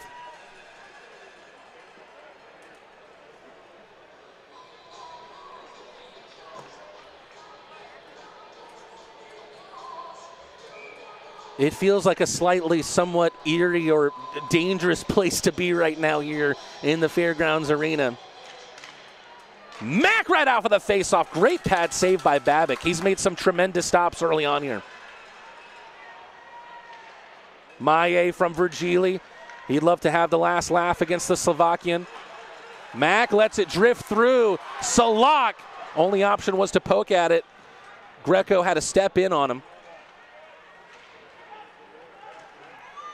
Virgili trying to backhand it towards the skating run of Maye. Instead, it's Mack who enters in on the left side. Virgili with a blast, backhanded back by Leafers, and Babic stops the rebound as well.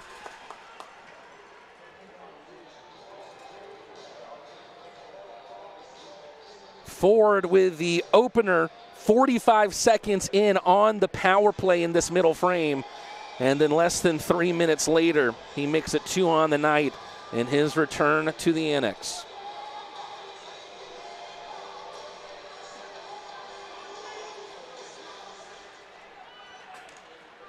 Bertuccio Pereira trying to treat Keeley there like a saloon door. Instead takes a check. Lukarioff with a pinch up. Going to be an opportunity here for Johansson to play out. Looking for Butita at the back post.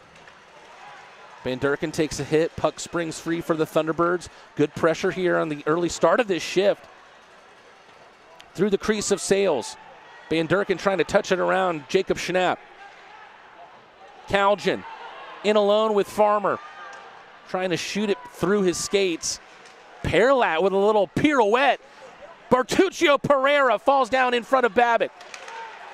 Van Durken settles it for Glukarioff. In and out. Calgin. Great stops by Babic. Backhanded by Glukarioff. Puck still loose out in front. Bertuccio Pereira keeps it in. In the Fairground Arena lighting up for cheers for Boris Babic. Boris Babic hasn't always been the Thunderbird fans' favorite person this year, but he is keeping the scoreline where it is in this one. Kicked puck by Bertuccio Pereira. Has it back on the end of his stick.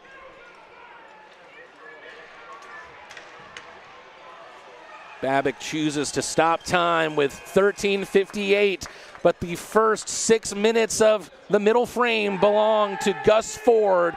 He puts his name back in the lights at the Winston-Salem Fairgrounds Arena, a place where he received so many cheers. Today, he receives boos. Since we opened in 1968, we've taken pride in our professional staff. Unparalleled customer service is our legacy. Experience the best, skilled hands and friendly faces. At Stanfield Air Systems, satisfaction is not just a guarantee, it's our tradition. Schedule online at stanfieldair.com.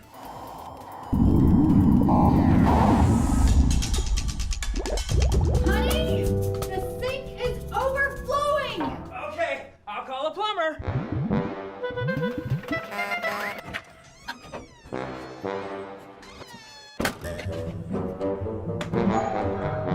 Need a plumber?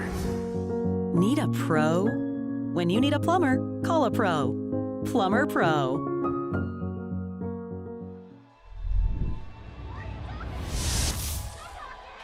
Welcome back to the Annex here in Winston-Salem. Rock Lobsters with a 2-0 lead, 2 goals scored by Gus Ford is the difference maker. His first return after being traded to the Rock Lobsters, a blockbuster trade in the FPHL. Kason Galland, Jack Johansson, and Dom Dumas going the other way.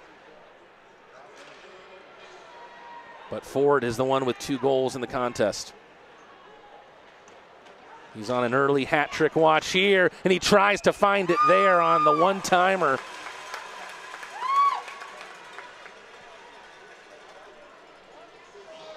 Rock Lobsters have the lead in shots on goal once again, and it feels like every game that we've seen for the Thunderbirds this season, we tell ourselves that really the Thunderbird defense has to be doing more for their netminder. Carter Shinkarik. Nice little move there on his former teammate, Gallant. Backhands it through the crease. Couldn't find the finishing touch from Johnson.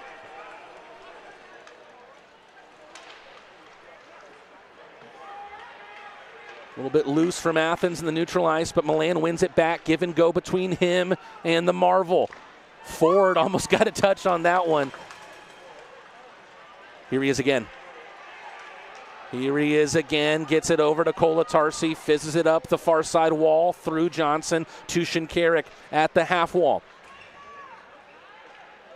Pastuka rides the wall. White with a step on Shinkarik, such a skilled skater, backhand, forehand, a shootout move, and the Thunderbirds have one back.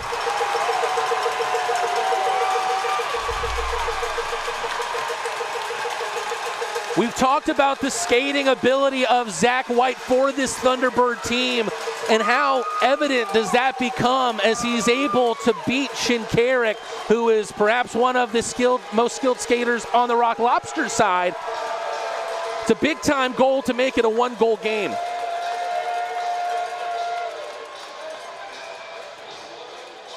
Three goals between the two teams in the first 7 minutes of the second period.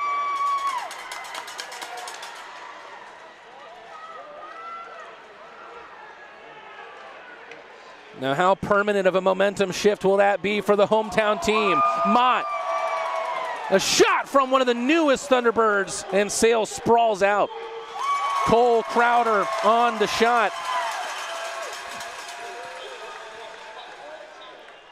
Don't think I'm getting the assist added in on time.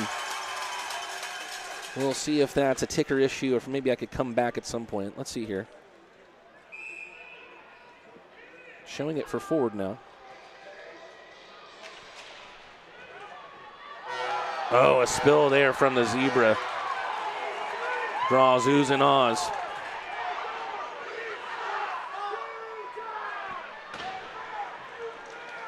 Greco once again colliding with a Thunderbird. This time it's Salak. Mai bats it down off the ice. Gets stuck out in the corner. Crowder trying to feed it through his skates. Only option is to go back to Hanley. Greco looking for the reverse hit. Put out in front. Mott so close to evening it up. Good poke check there from Leafers, who leaves it for Maye. Maye now leading the charge. Off the skate of Leafers, Maye picked it back up. Such a physical contest. Thunderbirds hunting for the equalizer. Rock Lobsters hoping to restore their 2-goal lead. Bartuccio Pereira. Devin Maye. Batted down by Virgili. An interesting deflection there from the Swede in the low slot. Garcia takes a hit from Leafers. Good poke check there from Bartuccio Pereira. Really good start to the game for the newest Rock Lobster. Croucher, Van Durken, like a Russian ballet dancer, trying to set up the shot from Paralat. Babic doesn't know where it went. Glove down by Schnapp and sends it down.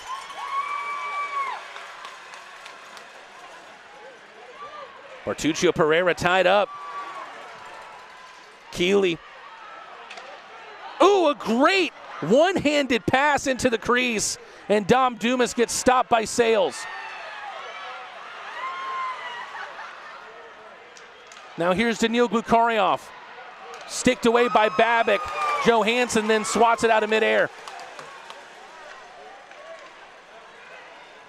This is breathless stuff between these two teams.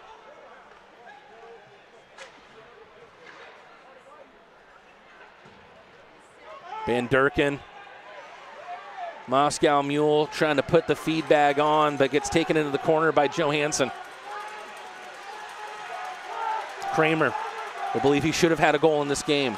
A margin of inches separated him from his goal being called off. Gallant spins, shoots, but gets blocked out. Half this game getting played. Gallant slaps the ice in frustration. Shinkarik off the end boards. Almost came right back his way from Connor Craig. White gives it to Gallant. Gallant trying to give it to Kolatarsi. Shinkarik took the feed from Ford. Milan into the top shelf. This line is firing on all cylinders. 2 former MVPs, 3 goals for the Crustaceans.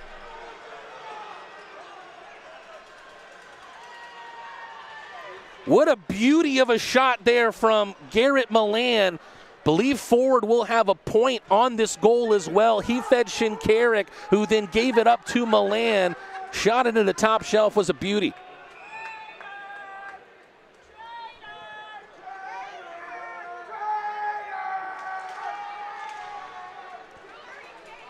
And then back come the cruel calls of Trader to Gus Ford.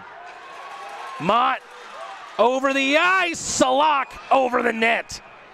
We go to the commercial timeout. Rock Lobsters restore their 2-goal lead. Ford plays a part once again. He got the assist, I believe. We'll see if we can get confirmation of that after this commercial break. When you're the leader, disaster cleanup and restoration, how do you make like it never even happened happen? Fire it up, Randy!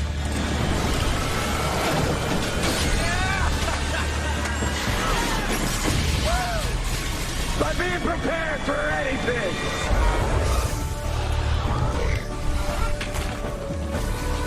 Whatever comes your way, there's a pro for that. Serve Pro. Like it never even happened. Every business owner who's built a business wonders about their company's legacy. What's the path forward after they decide to take a step back? At the heart of every succession plan is a vision that safeguards hard-earned success. This isn't just paperwork. It's your roadmap, guiding a business during a change in ownership and detailing how ownership transitions and key financial decisions unfold. This instills a profound sense of pride, belonging, innovation, and commitment, ensuring a stable future for the company and a rewarding exit for you. Let's forge that path together. The pace and the thrill of the second period is no different than the first. The difference is the goals that have been scored. 3 for the Rock Lobsters, and Gus Ford, I believe had a part in all 3. Still no assist put up there for the Milan goal. 9:20 left in the second period.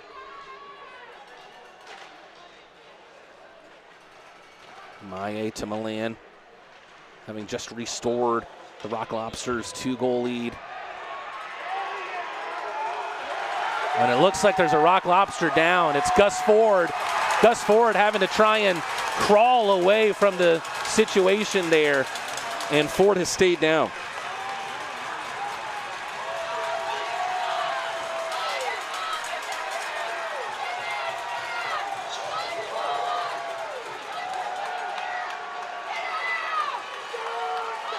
Johnson will sit,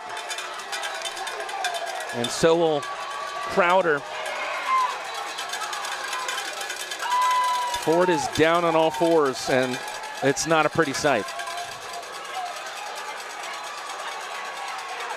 And he's finally able to get back to his 2 feet, and that's a good sight to see.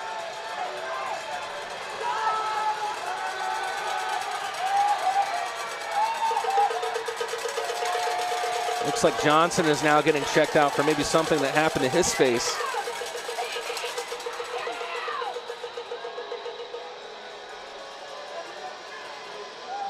Maye very frustrated. Some penalties to iron out here, no doubt about that.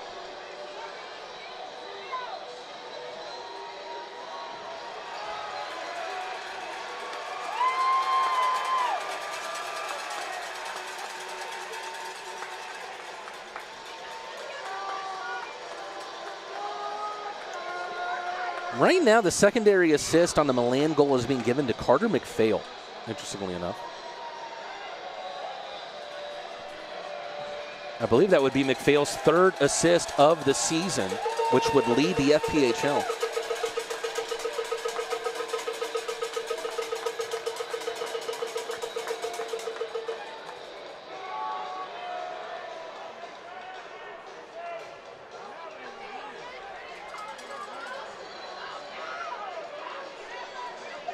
Still not seeing numbers and minutes up on the scoreboard here at the Fairgrounds Arena.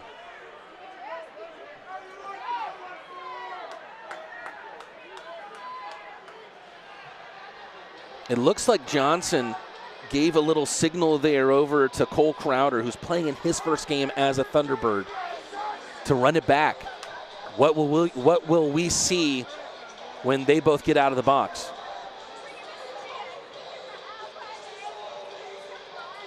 Johnson gets a fist bump from Shinkarik for standing up for his new teammate. It looks like this is getting reviewed here.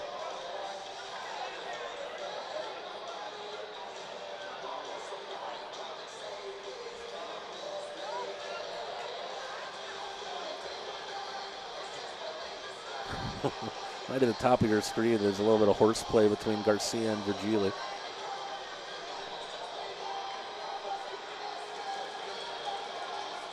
Steven Self, you're so right. I don't know what I'm thinking. Oh, look at this. Schnapp and Greco.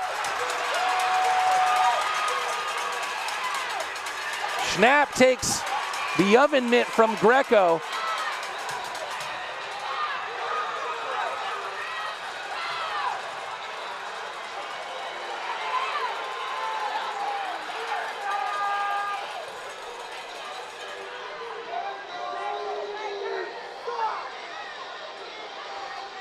White takes White shoves in on Milan.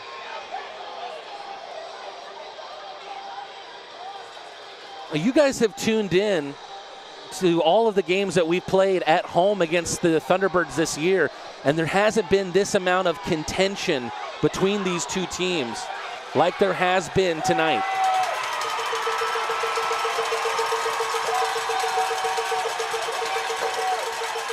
Michael Greco hasn't made himself any new fans.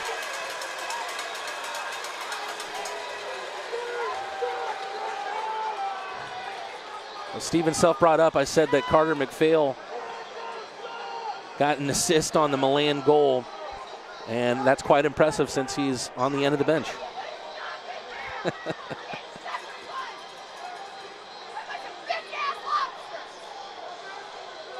And there you go, some more fruity language for you here.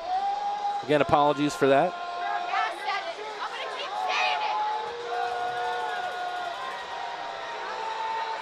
Classy folks down here in Carolina.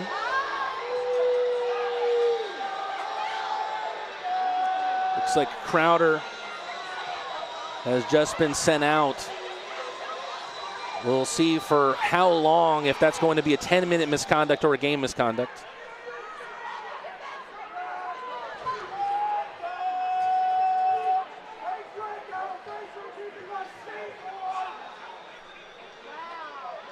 It looks like right now it's going to be 5 minutes of penalty for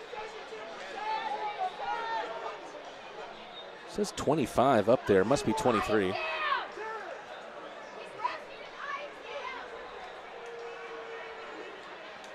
Rock Lobsters, are they going on a 5-minute power play? It looks that way. Chance to twist the knife here.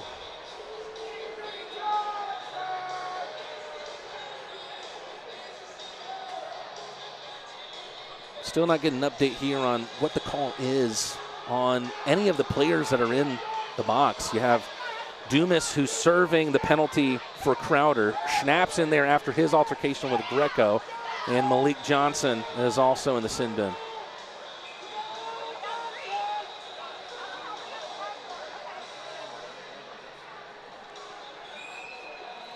Right now, the only penalty that's up on the scoreboard is 5 minutes for the Thunderbirds. Off of what I might believe is an ejection for Crowder. Now the Rock Lobsters on a 5-minute power play. Croucher, little stutter step. Glukarioff from the corner, gives it up to Mott. See if the Thunderbirds choose to roll the dice here on the shorthand at all. A considerable amount of time to be playing down a man.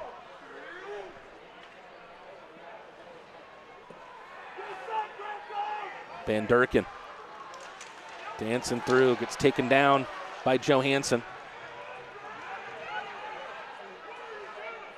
Croucher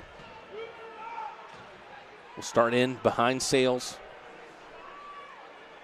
Glukarioff through Leifers.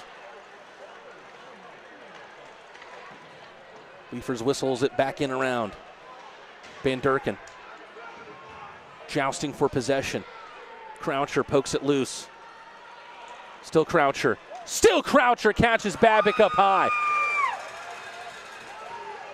Yet another impressive save for Babic in this game as it was knuckling his way off the stick of Croucher.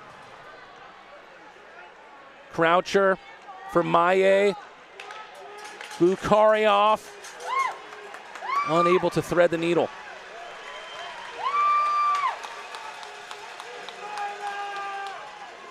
Says Craig there for clipping, but still I believe it should be Crowder. So I think just a slight name mistake there. Look at Maye, the defenseman, trying to create a break there.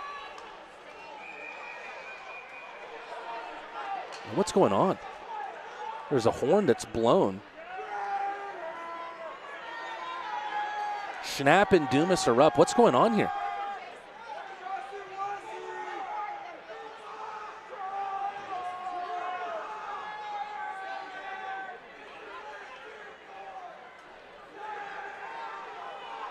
And you could hear more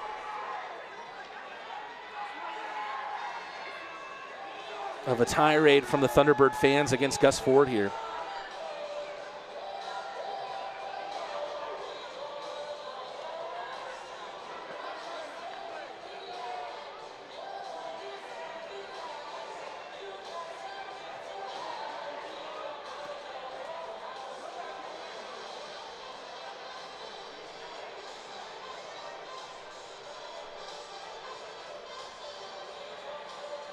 Still unsure what led to the stoppage.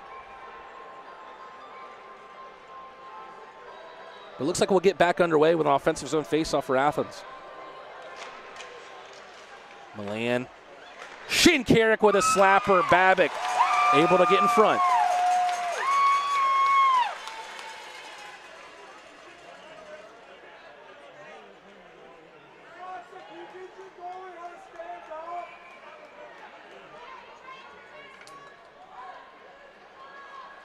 Athens gets right back to it. Mack tries to spin and muscle back the faceoff. Shinkarik lets it run. Nothing for Chris Mott to get on the end of as the salesman in behind his net. Shinkarik impeded by White. Gets a pass off to the left side for Milan, who enters in. Fires a pass down to Ford. Plays a game of keep away. Shinkarik up the right side. I think it tipped off of White's stick and into the stands.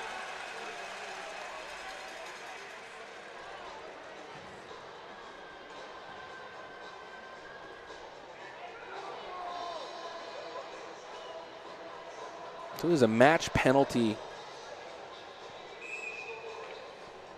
for Cole Crowder. Lobsters win the draw again. Lucario from the outside hash marks. Clean pass to Maye, looking for the tip out in front. Buckles a net from in behind, not out in front. Lucario getting it back from Maye. Van Durken. Moscow Mule to the Russian rifle. Backhanded to the outside hash marks from the center of the dot. Van Durken marauding around the man from Moscow. Croucher fires in, looking for the tip from Leifers, a big body out in front of Boris Babik. Lucario here at the near side half wall. Maye running the point. Shot gets blocked. An opening to clear into. Less than 2 minutes to go now on the power play for Athens. Will 5 minutes of man advantage prove fruitless for the Rock Lobsters?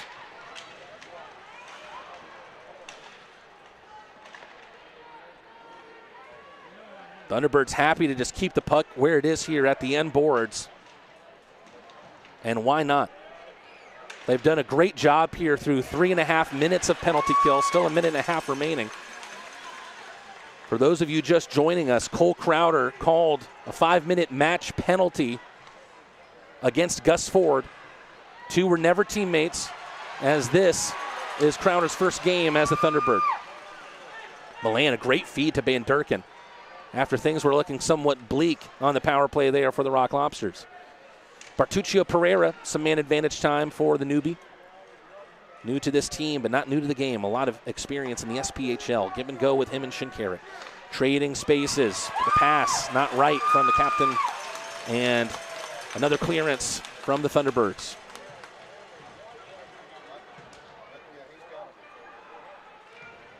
Bartuccio Pereira. Shinkarek sprints in. Still Shinkarek. Skips wide. Johansson from the near side corner all the way down to the far side corner in the Athens ice. And Ford is back out. Will he secure the hat trick in his old stomping ground? The way the boos have been coming for him tonight, I don't think that his former fans will be firing hats down. Here's Gallant, one-on-one. Can he add a little extra spice to the narrative? Fights off Bartuccio Pereira, saved by Sales. And now here's Ford as the Thunderbirds kill off 5 minutes of Athens power play. Shinkarek shovels it for Kaljan. Kaljan back to Ford. Paralat into the high slot. Kaljan fires, looking for the top corner. Didn't miss it by much. Leifers trying to get it free for Milan. Milan gets it free from Gallant, but back by Paralat and out of the offensive zone. Here comes Leifers. Trying to fire a pass at Virgili, who would have been in all alone. Dom Dumas, his second stint with the Thunderbirds. Sales recycles quickly. Caught me off guard. Leifers unable to settle it after his skates were over the blue line. That sends us back to the commercial timeout. There's been plenty of meetings between these two teams this season. All have happened at Aikens Ford Arena, and it has a different flavor here in Winston-Salem. You're not going to want to tune away from this one. It has been a heck of an interesting game.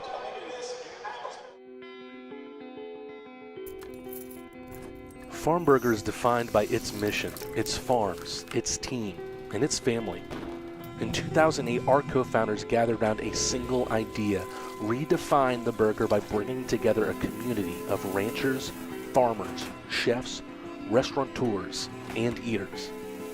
Our promise is to strive every day and with every burger to uphold these core values to each and every one of you. We do that by holding ourselves to a higher standard. Grass-fed and grass-finished, that means our cattle are never fed grain. Our belief feeds our mission, and our mission is to feed you. Meet our professional team, where the best customer service is our promise. With over 5 decades of expertise, Trust Stanfield to keep you comfortable. Schedule online at stanfieldair.com.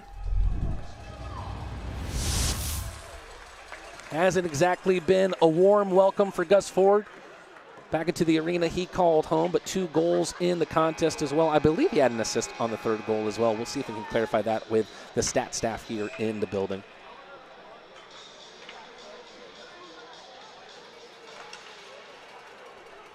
All the way down. Colatarsi fakes putting a stick through it. Athens with just a 1 shot on goal advantage despite the 5 minutes of power play. Virgili takes a hit from Farmer. Keeley trying to skate away now from Virgili.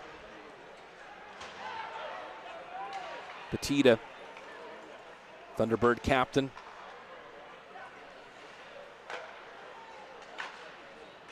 Mack from Colatarsi. Paralat loves to get in on the offensive ice. Big hit on the forecheck from the Swede, Virgili. Talak standing at 6'5". Takes a hack from Bartuccio Pereira. Joe Mack there playing some defense in his own zone. Paralat over the red line, dumps it down. Heading towards the final 2 minutes of play in the middle frame. What a beautiful play by Croucher at the opposing blue line. Pass too hot and heavy from Van Durken. Bartuccio Pereira has to take it off the wall. Van Durken can't get the shot off, but wins it back off of White. Glukarioff trying to get to the back door for Croucher. Final 2 minutes of the second are now here. Craig for White, in and out of the glove of Matt Sales.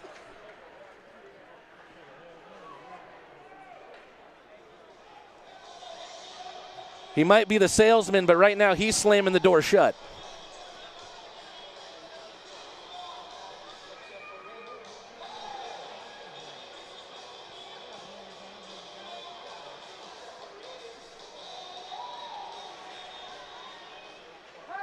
Van Durken able to win the draw. Glukarioff on the feed from Croucher. Glukarioff might have to do it himself instead. Van Durken able to get a feed. Croucher had a lot of net to aim for, but he had to snap one quickly, and now it's a 2-on-1 for the Thunderbirds. Gallant, can he try and get one back? Sales with a big save. Ford has 2. It would be an interesting twist to the tale if Gallant could score in his first game against his former team, but it won't happen just yet.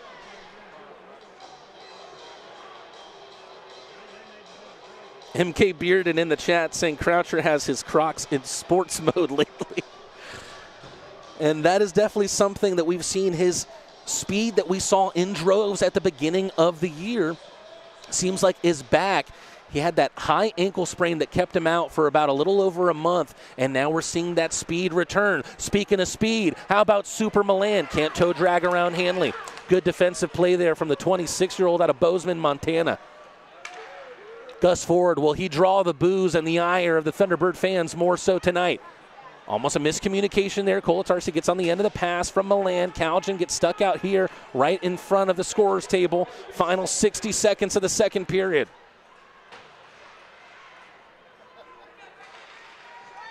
Keeley, Farmer. Do think it will be a much more warmer welcome for the former Athens boys when they come to Aikens Ford Arena tomorrow. Milan with a hack there, brings down Farmer. And now Athens going to go back down a man. Great pass from Mott. Calgin will touch up. And the Rock Lobsters going back on the Leslie Jones Law penalty kill. Rock Lobsters do have a power play goal of their own tonight. And with that, Athens fans have earned free churros at Paloma Park for 24 hours through the FanSaves app.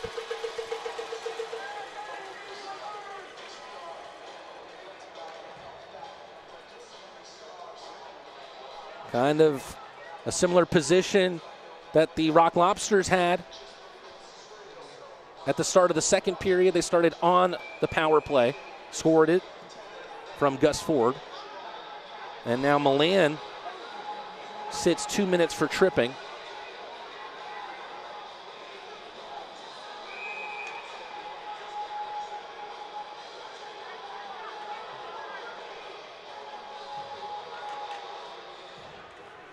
Kolatarsi getting met by the body of Mott.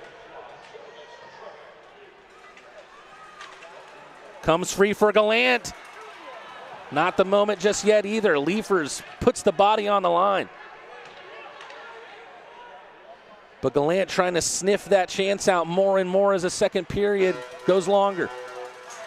Here he is again, running out of time, snaps the tight angle over the bar, and that does it for the action in the second period. And what action there was in this middle frame. The Rock Lobsters started the second period on the power play, and they earned fans free churros at Paloma Park for 24 hours through the FanSaves app, thanks to Gus Ford. And that's when the Boo Birds started for the Thunderbirds. And look at Maye right outside of your screen here. He's in the middle of a pack of those birds, a flock of them, if you will. Maye leading conversations. Johnson barking down there at Mott.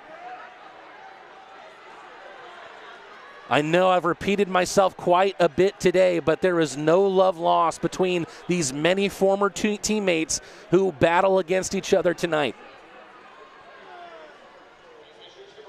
After Ford opened the scoring on the power play, he doubled it to make it 2-0. Skipped one through chaos in the crease for Babick. And then Zach White showing his skating ability against Shinkarik. Able to score on the breakaway against Sales to make it 2-1. But the Rock Lobsters would restore that multi-goal lead through another former MVP in Garrett Milan. Well, we're talking about Luke Croucher and how he has that speed that we saw in such a high intensity at the start of the season, and we're starting to see that velocity from him more and more as he continues on that recovery from his high ankle sprain that kept him out for a month. But you can see that he's getting better and better and more comfortable on the ice.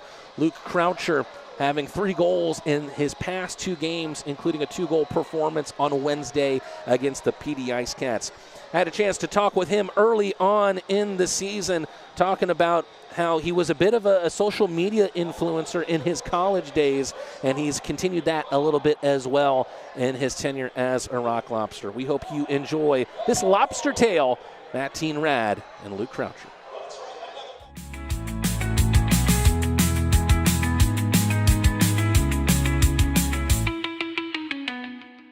Hey there, Crustacean Nation, and welcome back to Lobster Tales on the Athens Rock Lobster Network. It's the go-to way for you fans to learn more about your favorite players. As always, I'm your host, Mattine Rad, and my guest on this episode currently leads Athens in scoring, and he's made the transition from college to the pros look easy. Welcome to the show, Luke Croucher. Thanks so much for joining me, Crouchy. Thank you, Mattine. I appreciate you having me on the show today. I'm excited to see what this brings.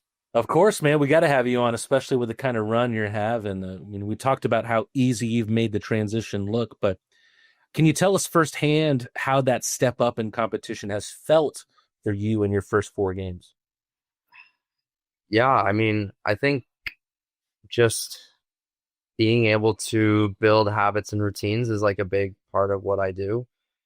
I think that was like, I think the adjustment, surprisingly, college versus pro, the game slows down a little bit. A lot of people wouldn't realize that. When they come to this level, you expect a lot more because you think it's like pro level, but you don't realize like the guys are a lot smarter. They think the game more, and it's more kind of understanding. How do you adapt to that? How do you think the game more? And that's kind of the step I'm trying to take in my game. Obviously, it helps having a little bit of speed up the middle and on the wings, but nothing but awesome teammates and everything like that. So pretty fun adjustment, honestly, from college to pro. Whatever line you've been on so far, you've been making important contributions on. Most recently, you've been centering the 2 Russians in Gleb Bandurkin and Danil Glukaryov. How does it feel to be playing between those 2 right now?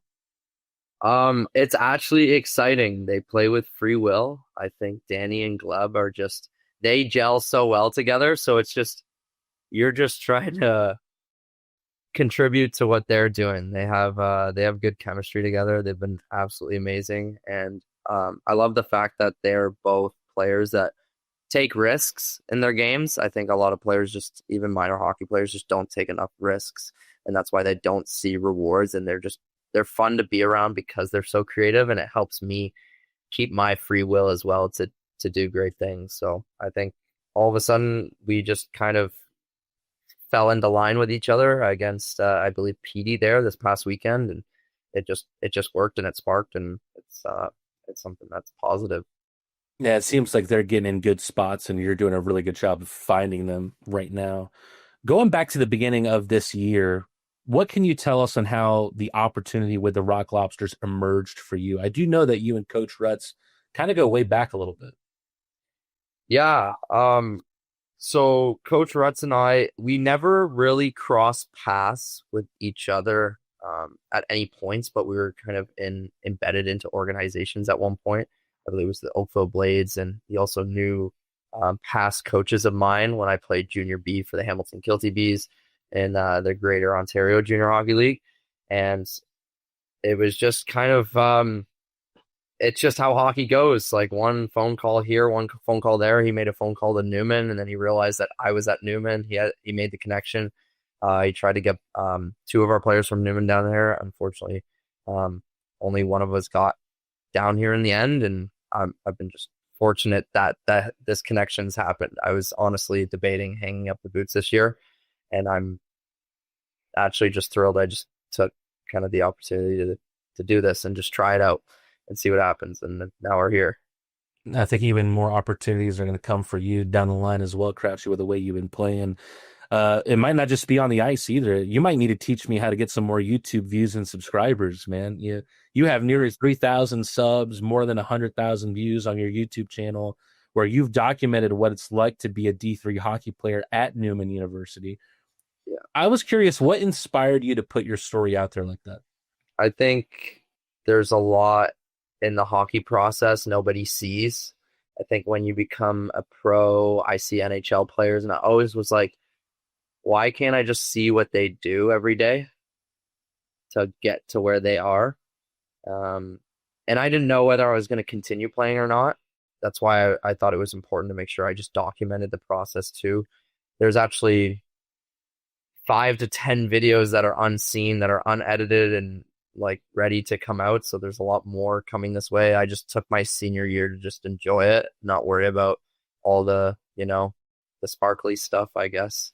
And yeah, it was just kind of like figuring out what if I was a kid who was 10 years old again, what would I want to see?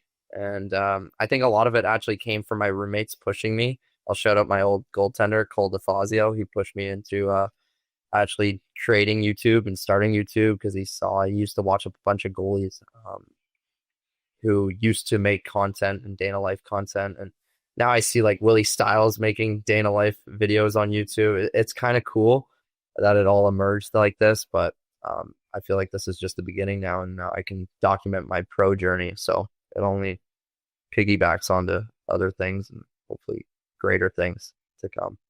Well, it's good to hear that some of your teammates were motivating you, because I watched that first episode you ever did, and your teammates were kind of busting your chops at the time, telling you not to bring that to the game. Right now, Pregame, why not? What are they going to do?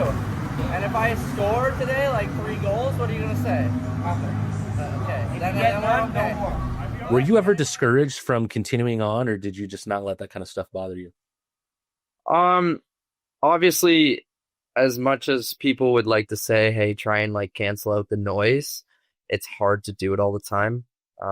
There's going to be players, teammates, coaches, whatever it is, has positive and negative views. And it's just realizing that is, I think one perspective I had early on in the journey was like, is your regret going to be bigger, or is your fear of judgment going to be bigger? And once I kept reminding myself of that, it's like, okay, just pull out the camera. Nobody's going to care at the end of the day. They're going to chirp you day one, and then they'll realize that it's actually legit when it goes off. So it's trying to getting over that barrier, getting comfortable in front of the camera. It's like they don't see themselves doing it. That's why they kind of push off their own limitations to you or limiting beliefs to you. So that was kind of a big learning curve to me. So now that I'm kind of a little bit more established, it's been helpful, and everyone here has been super supportive of the process and encouraging. And I'm a guy who's very shy when it comes to behind the closed door. So I try to not to get in anyone's way and just document what I can do and what people see of me. So No, I think that's a really, really healthy mindset and perspective to have. And I think inquiring minds want to know, are there any plans for you to continue documenting your journey now as a pro player with the Rock Lobsters? Yeah, so I do have videos. So just like I've got 5 to 10 videos, college embedded videos, I did record our weekend in Indiana. I mean, some of our players might have not even known I've been recording in Indiana. I did let the boys know.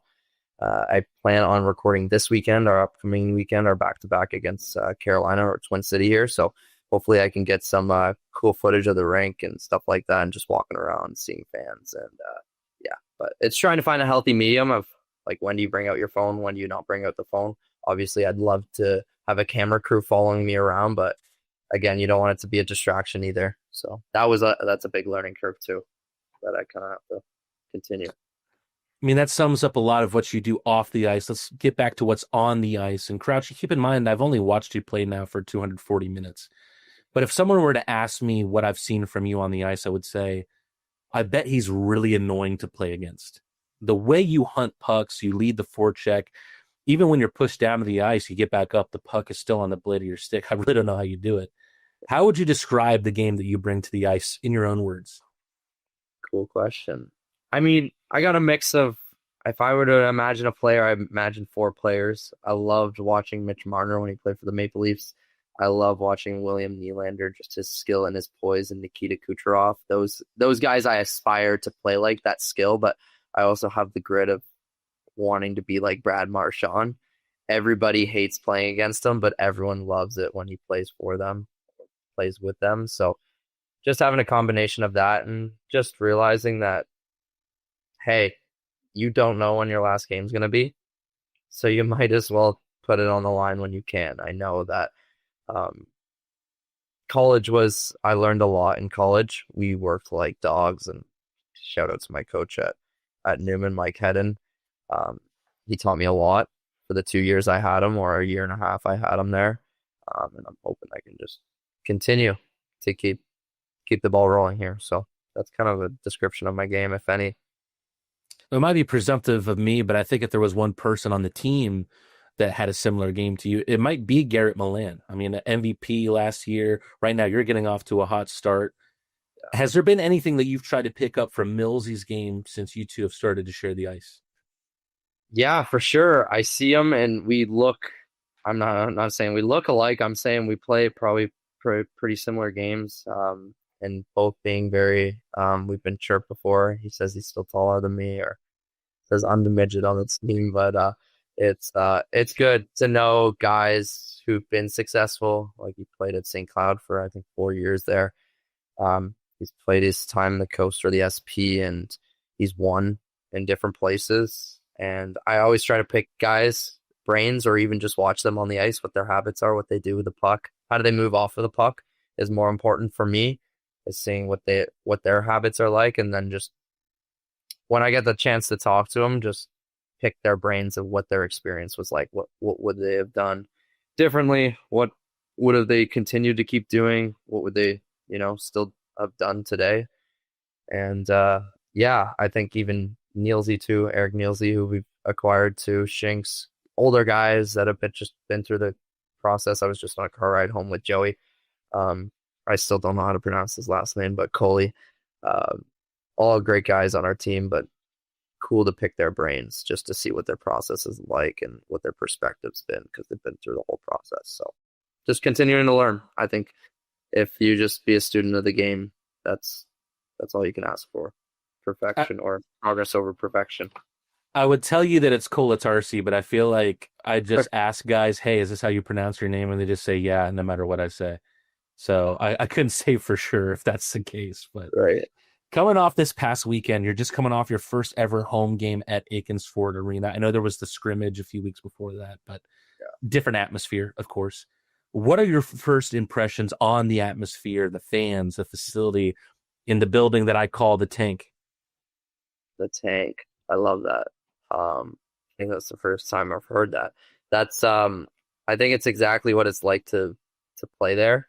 You don't realize you get the SEC type football fans in a hockey arena. We went to Kentucky the other day, or the game Georgia versus Kentucky 2-3 weeks back before we went to Indiana.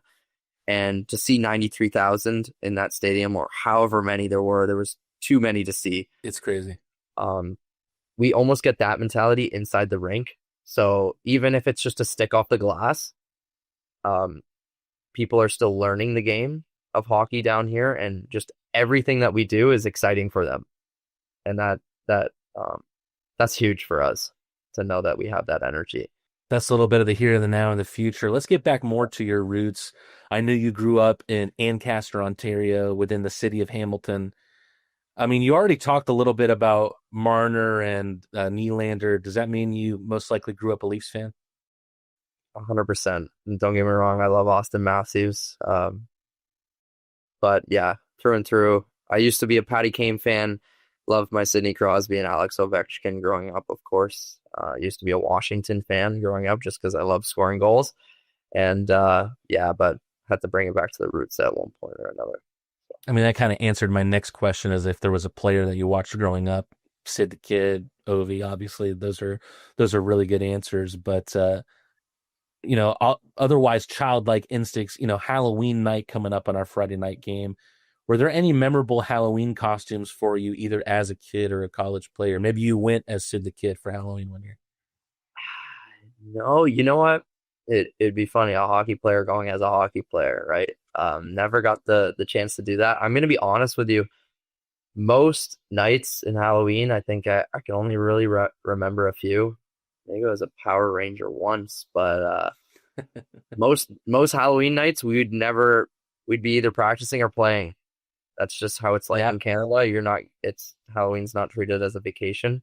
I do remember just a photo of more my parents. They used to be M&Ms together. I think that was cool. And having a long distance girlfriend, I bring that back, but that's about it. Nothing crazy. Not that I can remember of. I'm trying to decide whether or not I'm going to have a costume in the booth. I don't know. I don't know if it's worth spending the money on a costume just to have. I'm seeing anyone wants to go Lobsters with me. If players showed up to the rink as Lobsters Friday night, that'd be memorable. And then I'll go out in the city of Athens after, and they'll know the Lobsters are out. Everybody will know. Everybody will know. Luke, we're going to play a quick game together. What I want to do is ask you some quick rapid fire questions. You're going to answer those questions with the names of one of your teammates. I'm calling this one Lobster Roll Call. First one I want to ask you, if one of your teammates were to make day in the life content just like you do, who's entertaining? Entertaining. All right, my roomie said I should shout him out today, so I'll say Carter McPhail. I'm thinking about doing a day in the life just with him, watching my goalie day in the life. Maybe flip the camera one day. So I'm gonna go with him. No stranger to YouTube content himself. Next question: who's the loudest guy in the locker room? Loudest guy in the locker room. We got a lot of vocal guys. I was gonna say local. We got no local guys, but a lot of vocal guys. There's got to be a battle between maybe Michael Greco's got to be up there, right? Yeah, I was gonna say Greco, Garce, Millsy. They're all in the mix. I wouldn't say Carter McPhail's far off either. They love to chop it up. It's nice to see that McPhail isn't afraid of using his voice in his first few days as a pro. Who has the messiest locker in the locker room? Now that's a strict policy in our room. So if anyone's got a messy locker, you're getting fined for that. So I'm going to say no one's really got a messy locker room. We keep the standard pretty clean. I'm not going to throw anyone under the bus either. So all right, good on you. Who's the class clown of the team? Willie for sure. We love Willie. absolutely awesome. The best. Yeah, there's just no doubt. He's just awesome to be around. Who's got the best drip? Best drip. First guy who comes to mind is Picard. I saw him wearing a flannel the other day. He was looking good. We got some guys with good style on the team. I got to work off of it. Watch out, Picks. Vogue is coming your way. Scoreline is favorable here in Winston-Salem, but there are less favorable scorelines around the FPHL for the Rock Lobsters. The ones important to Athens, the Ice Cats up 5-1 against the River Dragons. With the way the Rock Lobsters have played against the Thunderbirds this year, perhaps they would prefer that Twin City are able to get into a playoff position. Also, the Moccasins trying to stay up to pace with the Rock Lobsters. They have a 2-0 lead against Baton Rouge. Rock Lobsters aren't the only team working hard this season off the ice. The Claws Up crew, the official booster club, is supporting our players with post-game meals, furnished apartments, and even bus blankets for those long bus rides. Want to learn more or get involved yourself? Scan the QR code on your screen or visit arlbc.org today. Rock Lobsters up 3-1 here at the start of the final frame of regulation. However, just as Athens started the second period on a power play, the Thunderbirds will start with Garrett Milan in the box. Michael Greco was adjudicated for 10 minutes of penalty after his clash with Jacob Schnapp. Schnapp was adjudicated for 12. Greco will make his return about a few minutes into the frame.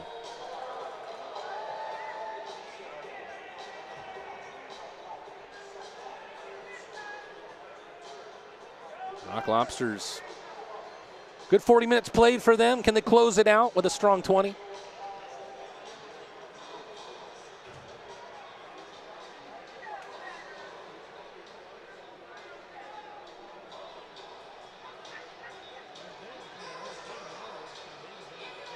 Two teams where there have been calm games between them all season long.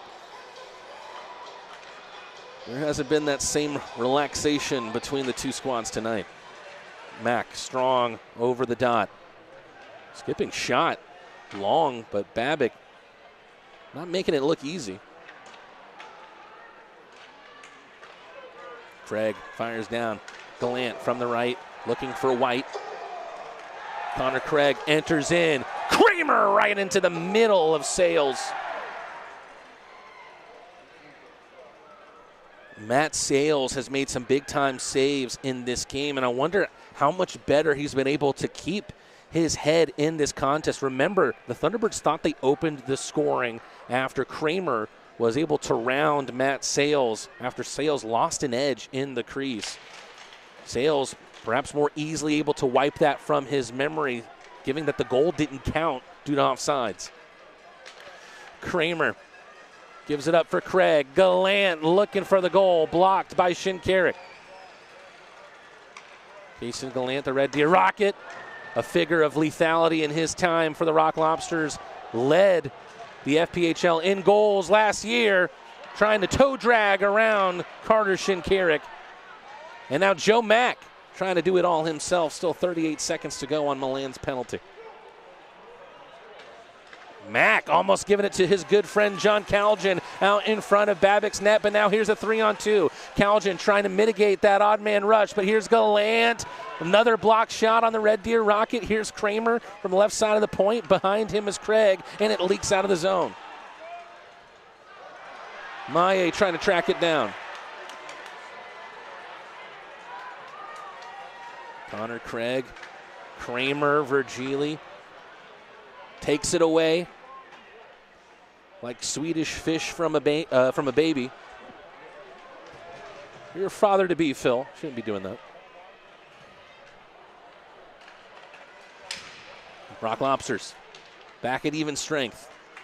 Bartuccio Pereira lets it run. Sales coming out of the crease. Fires it off the inboards into JBP. Virgili shakes it free for Milan. Leaves it for Croucher, who leaves it for Maye. Toenail save by Babic. Jan Salak making a play at the half wall. Just about gets it to Johansson, a laser wide. James Farmer stepping up, finds his captain, John Batista, takes it back to the near side wall. Flipped up in the air by Kolatarsi.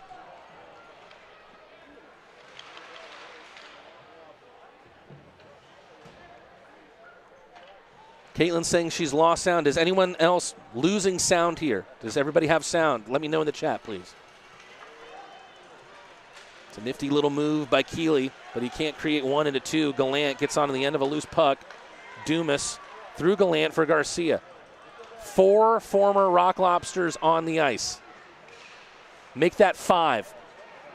The whole 5-man unit for the Thunderbirds are former Rock Lobsters. Right into sales from Dumas.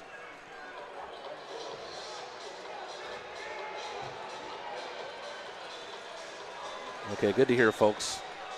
Glad you could still hear the sultry sounds of my voice that I am bound to lose with the week that Athens has. 5 games in 6 days. 2 more to play against the Thunderbirds tomorrow night. First Responders Night, 7:05 puck drop, 4:05 on Sunday. We finish it off with a Tuesday night game against the Monroe Moccasins. Milan, an extra burst of speed from the Rock Lobsters' resident superhero. But it might be a dynamic duo now with him and Ford. Ford bumping off of Garcia, comes down off of Ford.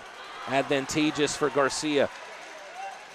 Mott, block shot. There's been a lot of block shots for Athens in this game. Ford feeds Milan. Toe drag, Milan. Hanley brought down to his knees after the bump with Garrett Milan, but still able to make the defensive play.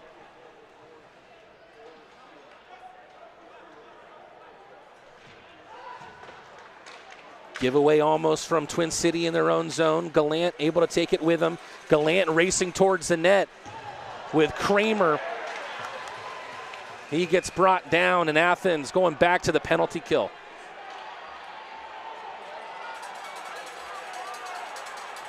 And the Rock Lobsters can't believe it. They're implying there that the puck was stepped on. Greco will go back to the box. Tripping on 98.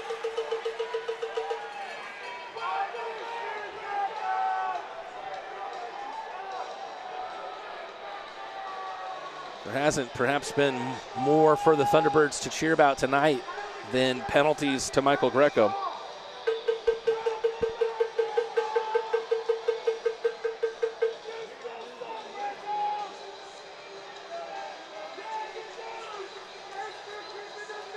Referees were immediately surrounded by Athens players saying that, I believe it was Kramer who got tripped, but saying that he got tripped up by the puck, stepping on the puck.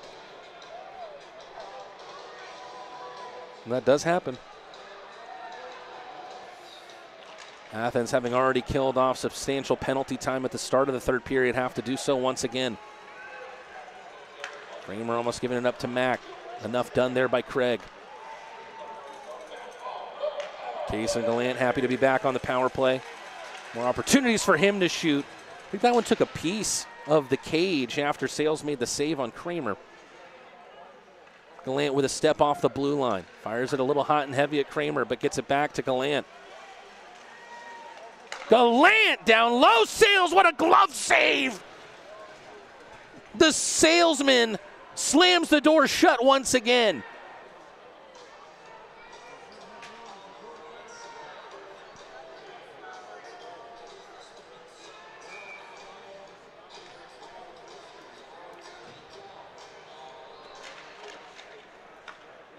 Kramer, taking a look here at the special team numbers. Awkward block shot, deflects out to the far corner. Kramer fires right. White fires himself and misses the goal frame.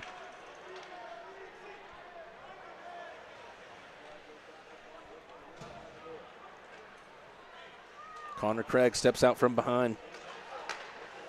Youngest player on this Twin City roster.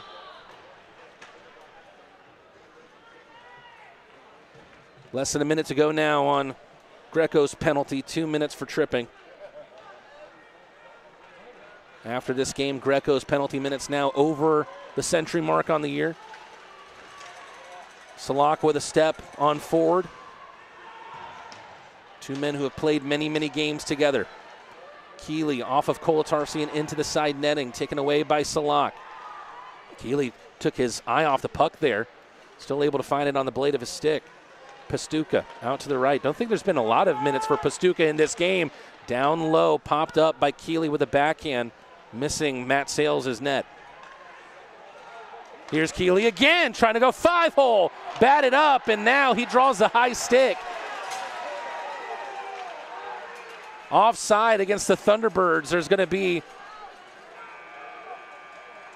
no seconds on the initial penalty from Greco, but Rock Lobster's right back to the penalty kill.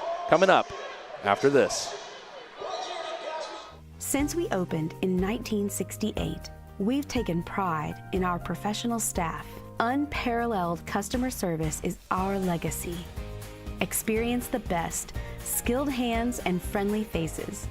At Stanfield Air Systems, satisfaction is not just a guarantee, it's our tradition. Schedule online at stanfieldair.com.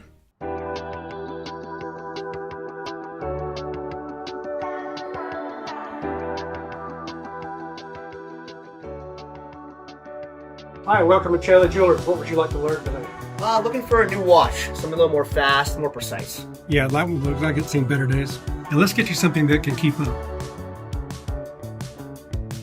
Oh snap, I got a game to get to.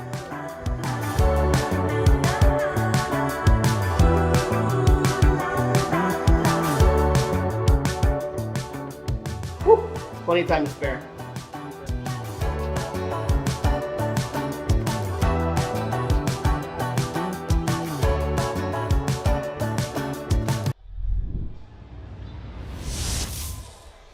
This game right now, as one of my favorite bands, Rush, once said, it echoes with the sound of salesmen.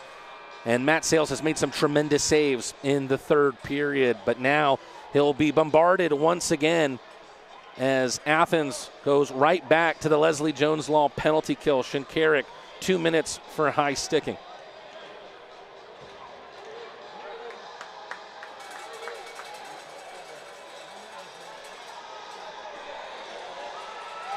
By the time this penalty is said and done, it'll be 5 penalty minutes for the Rock Lobsters at the start of this third period for them to try and keep the Thunderbirds out. Greco fires down past Gallant. And pardon me, it's actually 4 minutes for high sticking. We'll get that fixed in our next break here. Very loose from Craig. Mack with blood in the water. Hard off the cage of Babick.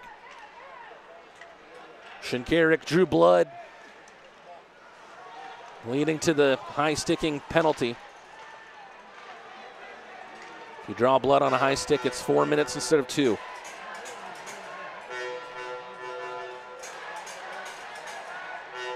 Gallant ensuring that he didn't lose it in the skates. Gallant trying to take it through traffic, got stopped by a couple of trucks.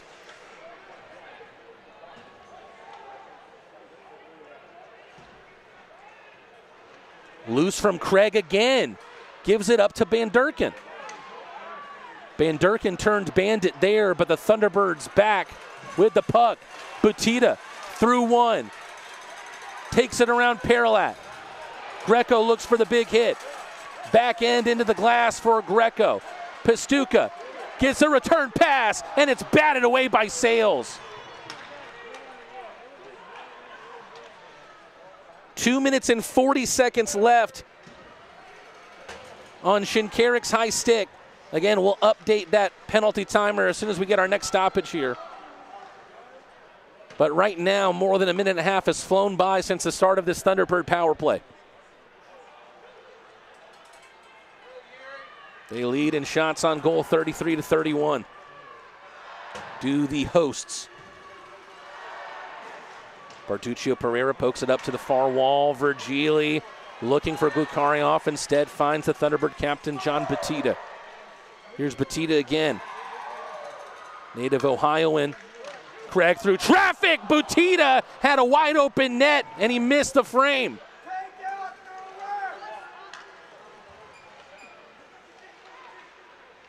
Perlat pokes it away from Keeley. Babbitt out of his crease to play it. There's less than 2 minutes on this power play. Just want to make sure that I reloaded the power play timer there to know that Rock Lobsters are still down a man, and now with the icing against the Thunderbirds on their own man advantage, I have a chance to change that. There is 1:33 left on Shinkarik's 4-minute high-sticking penalty.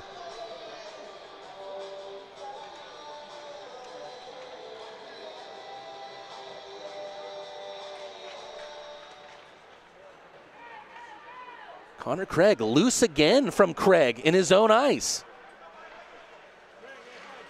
Milan firing it down to Colatarsi as they hope to shave some more crucial seconds. It's a quarterback pass to Ford, who's over to Milan. Short-handed goal. It's 4. Ford to Milan.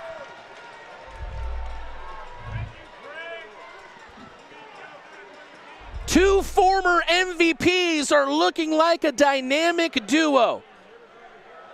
Milan trusts in Gus, gets to the back door. Ford was found in acres of space. A crucial opportunity for the Thunderbirds to get back in this game, and it might be missed opportunities that are rude by the end of it.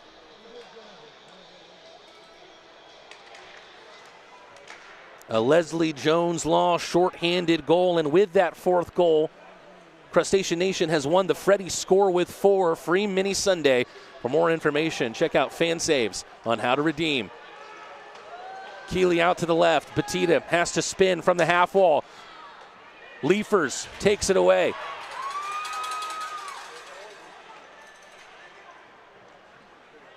Right now it's crustacean frustration for this Thunderbird team. Leafers snaps the stick on the poke check. Keeley trying to be the beneficiary of the traffic created out in front of Sales. Leafers trying to skate it away with his skates, and then Greco leaves Dumas out on the ice. The amount of hits that we've seen from Michael Greco in this contest, primarily against former teammates, is definitely something to point out. Farmer gets around Greco.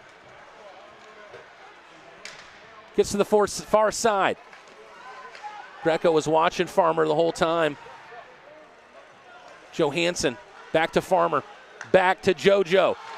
Gallant down low. Can't shovel it through the 5-hole of Sales. Rock Lobsters back at even strength. Puck still in the offensive ice for the Thunderbirds. Glove down by Grex. Michael Greco has been every bit the Grecking ball in this game. Long-range pass now for the Thunderbirds. Mott and Gallant on the rush. It's Johansson from distance. Off the foot of Sales. Matt Sales with 34 saves in this game. White loads up the one-timer. Deflection from a close range, took it wide.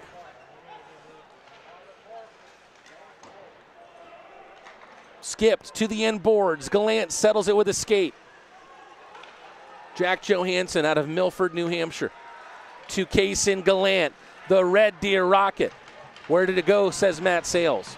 Another block shot. Right now, the Rock Lobsters putting their bodies on the line every time Kaysen Gallant gets on the puck. Towards the slot. Croucher around Kaysen Gallant. Gets a step on Farmer. Johansson, the furthest back. Croucher into the corner. Takes a shove from Farmer. Van Durken made the read, but no way that he could have got there in time. And the Thunderbirds relinquish possession in the middle ice.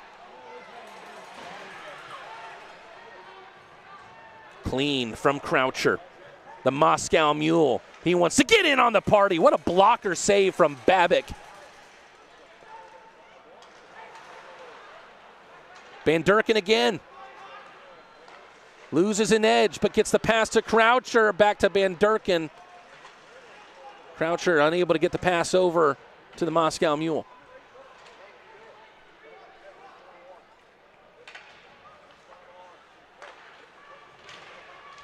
Ford, Van Durken.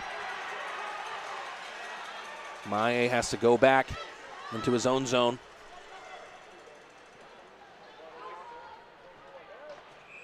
Icing against Athens. We go back to the commercial break. Ford and Milan, the new dynamic duo for Crustacean Nation. They combine on the shorthand this time and put Athens up by 3.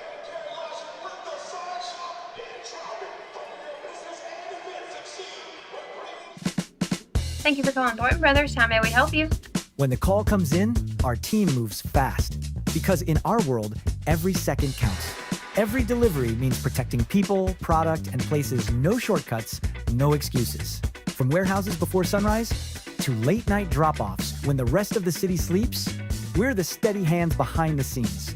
On the arena floor, in the back hallways, and down to the locker room supplies, we help keep Athens ready, stocked, supplied, and moving. The fans feel it, the players count on it, the community depends on it. Thornton Brothers, proud sponsor of the Athens Rock Lobsters.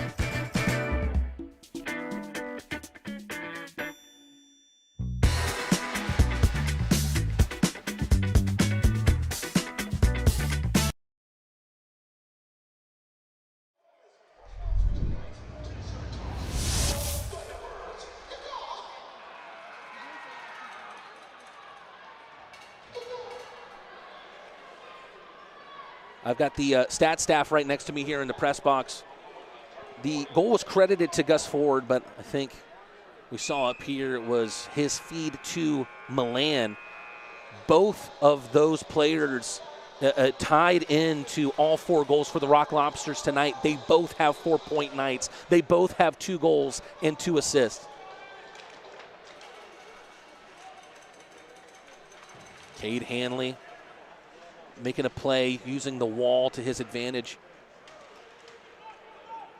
Petita to Garcia.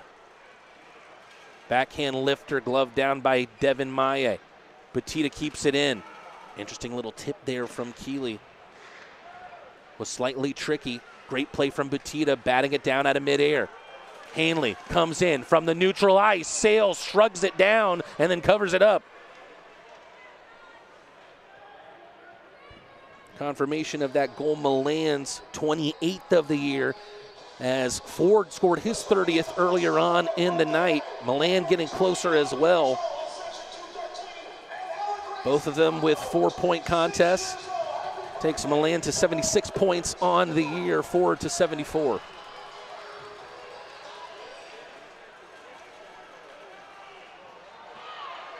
Johansson takes a spill off of Calgin. Milan on the hat trick, he misses wide. Both he and Ford will be looking for the hat trick in this game. However, if it's Ford that gets the hat trick, it might open up a powder keg here in the Fairgrounds.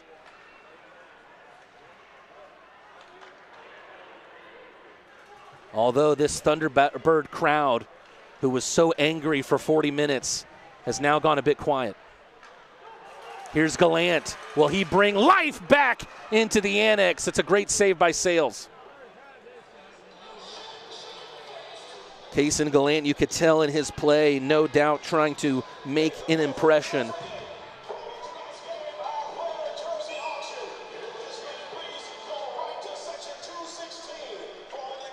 .6:23 left in regulation. It's not over between these two teams. This is the first of 5 more meetings between the two in the month of March.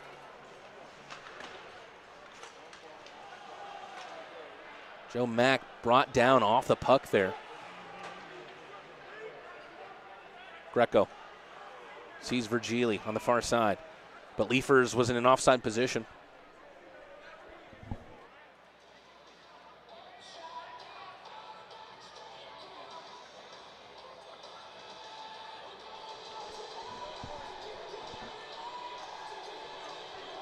Face off and get taken back down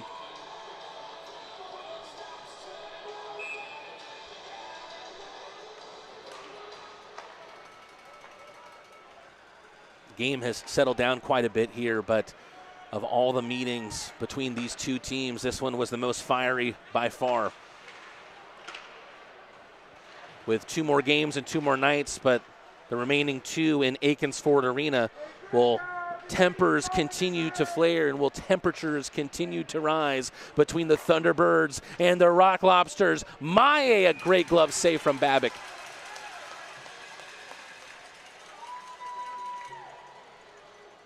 Babic has been the less busy goaltender in this game, but you do have to say that the types of shots, the danger of the shots that he's faced have been greater than that of Sales in this game. But Sales, you really can't discount his performance. 36 saves on the night for him.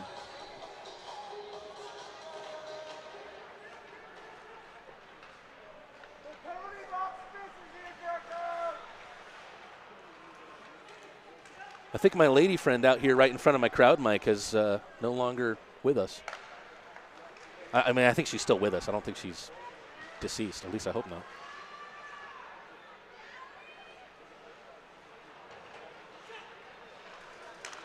Batida fed at the blue line. Poked away by Maye.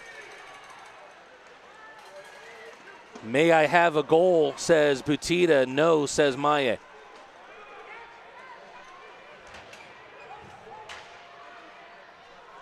We've reached the final 5 minutes of play.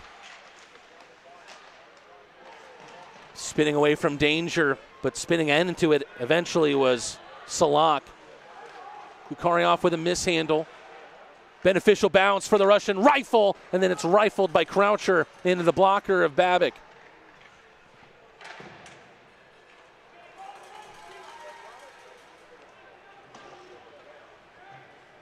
Sales helps it onto the stick of Shinkarik. A lot of the bite, a lot of the sting of this game is gone. Will that change? White looking for Gallant. Right now it really looks like they're trying to get the former Rock Lobsters going for the Thunderbird team. Will there be a hat trick on the night for Athens? 2 Rock Lobster players on one. And both on the ice right now. Johansson can't really get past Kaljan. Hard off the glass from Kolatarsi and out of play. That sends us to our final commercial timeout of the night. Stay tuned with us here. 2 Rock Lobsters on Hat Trick Watch.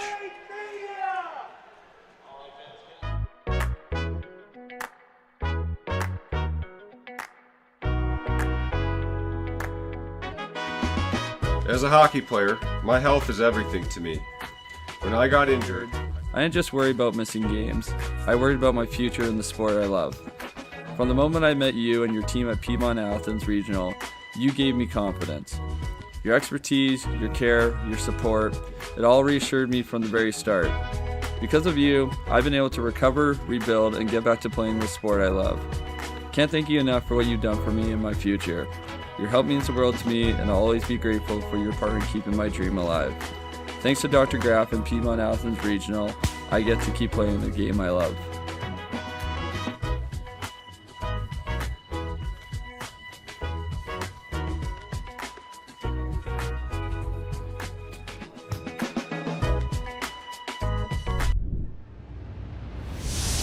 Fans starting to head for the doors here in the Fairgrounds Arena.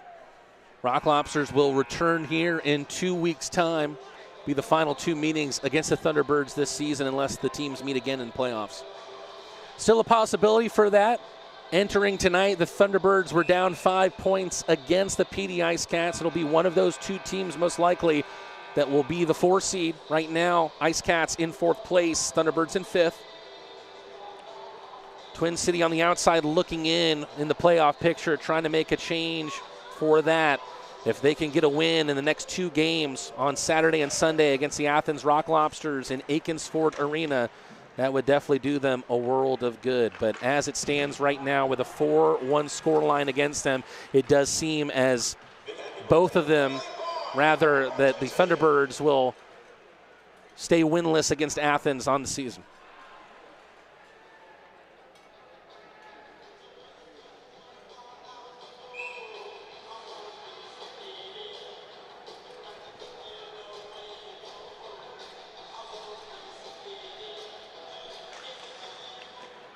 Shinkarik takes it away after the Milan face-off win. Extended shift time here. Kolatarsi doesn't get the first pass right, gets the next one out to the right for Shinkarik, trying to ease it through, thread the needle to Milan or Ford. And now Rock Lobster's a bit skint at the back, but Kolatarsi ensuring that there wouldn't be a break the other way. Schnapp chips it in past Kolatarsi. Dom Dumas scanning, ties it up at the wall with Shinkarik. Ford away for Calgin. Comes off the back of Farmer, but gets it off of Milan, who was marauding around the offensive ice.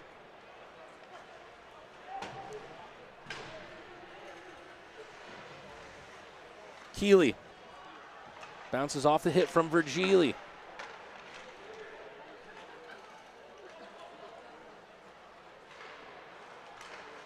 Bertuccio Pereira off the skate.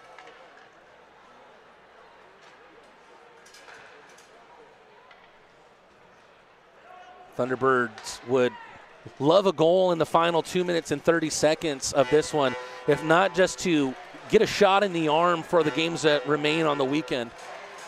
Rock Lobsters return to Aikens Ford Arena tomorrow night. Get on the bus to go back home to the Classic City. First Responders Night. Tomorrow at 7:05. You're not going to want to miss it. You're not going to want to miss Bertuccio Pereira almost scoring his first goal as a Rock Lobster. Bertuccio Pereira still on the hunt for his first point in Athens colors. Little shimmy shake, gives it up for Perlat. Perlat onto the backhand, trying to get it out to the stronger side. Gets in the right circle, feeds Bertuccio Pereira back at the point. Joe Mack on the outside hash marks. Coming out towards the slot. Virgili with a deflection straight into Babic.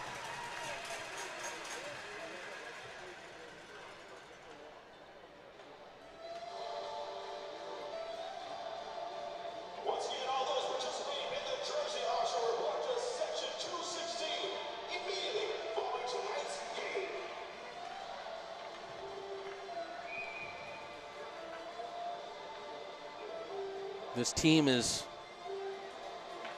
trying to fight to add something late on, the Thunderbirds, but so are the Rock Lobsters. And you really can't say enough about Matt Sales' performance in this game. 41 saves on the night, but he's going to have another save to make there. Gallant has been on the hunt. How many shots has he had in this game?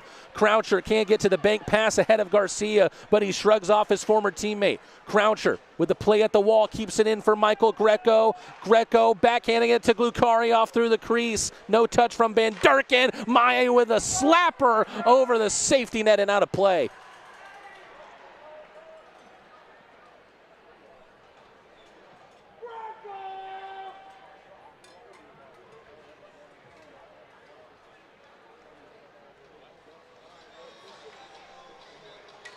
Swordsky asking, is Gus Ford injured? No, don't believe so.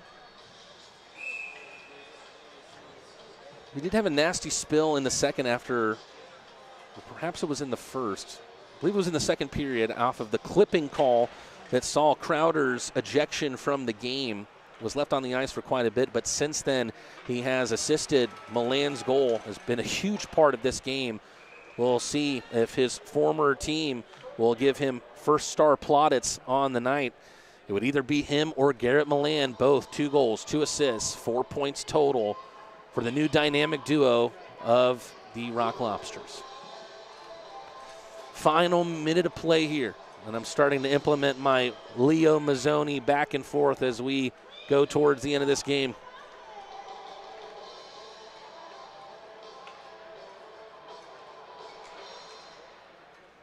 Perlat breezes through Schnapp.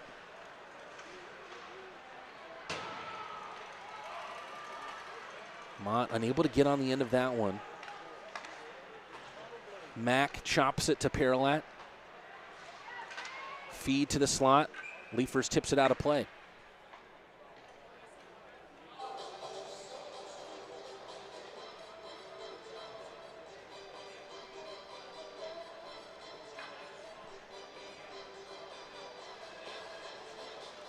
Wasn't for the lack of trying from Twin City. 43 shots on net.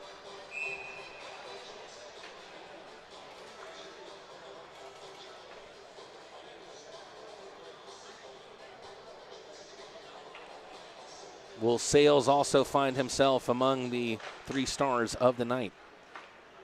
Time will tell. This game is running out of time. Greco looking for kind of the shot turn pass there off the end boards.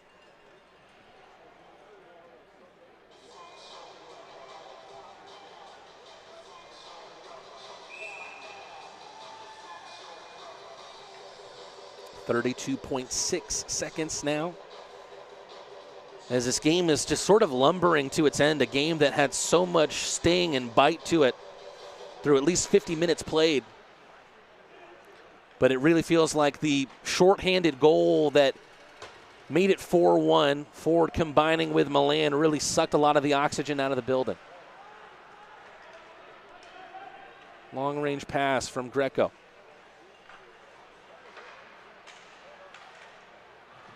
Virgili fighting for all he's worth against Johansson.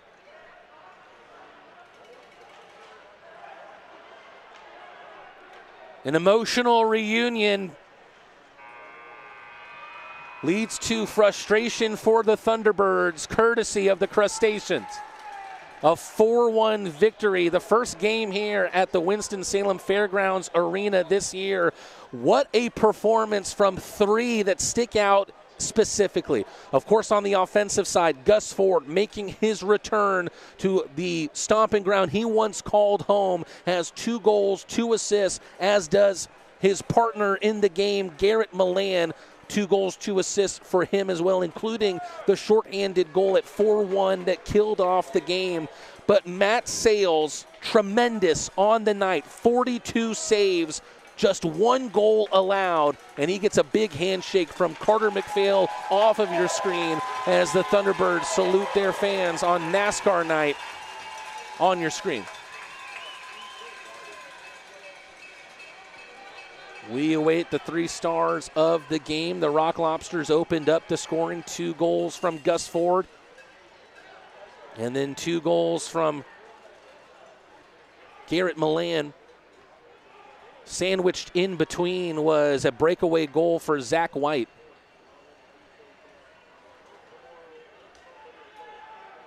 So many shots on the night for Kason Gallant really stick out. He really seemed like he was on the hunt for that goal to stick it to his former team.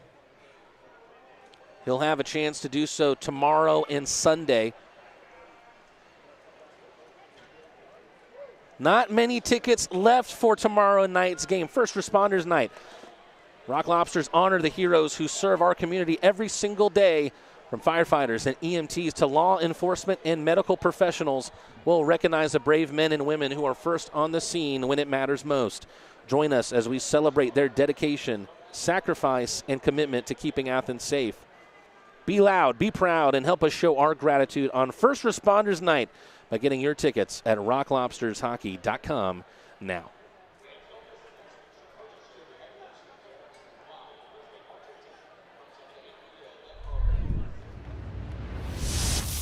This game was already one that was circled on head coach Garrett Rutledge's calendar for quite some time. His first return to the Annex since he was head coach of the Thunderbirds himself.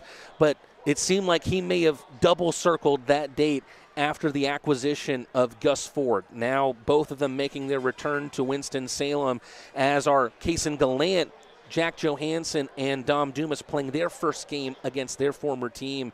With that added so much extra emotion to the contest that was so prevalent and so evident in the first 40 minutes of the game.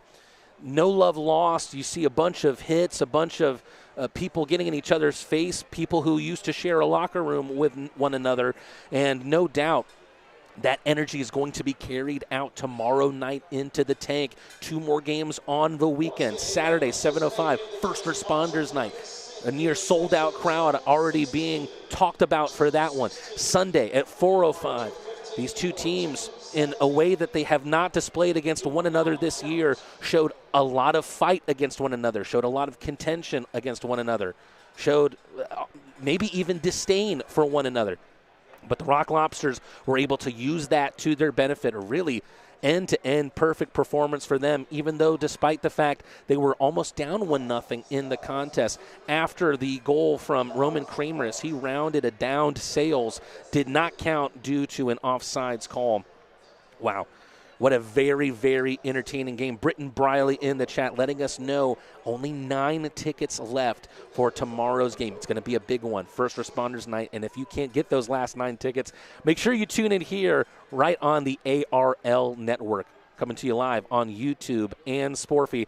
It's going to be one to remember. No doubt it was one to remember for Gus Ford. His 2 goals and 2 assists, along with Milan's 2 goals and 2 assists, were the forefront for a Matt Sales performance in which he made more than 40 saves. The Rock Lobsters come back into the Annex for the first time this year. Rutledge and Ford, their return for many years for Rutledge, just a matter of days really for Ford.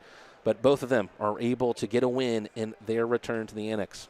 This has been the Piedmont Athens Regional Postgame Show. Matty and Rad saying so long. Let's get on the bus and let's have another one tomorrow, this time at Aikens Ford Arena. Tonight, the Rock Lobsters defeat the Twin City Thunderbirds 4-1.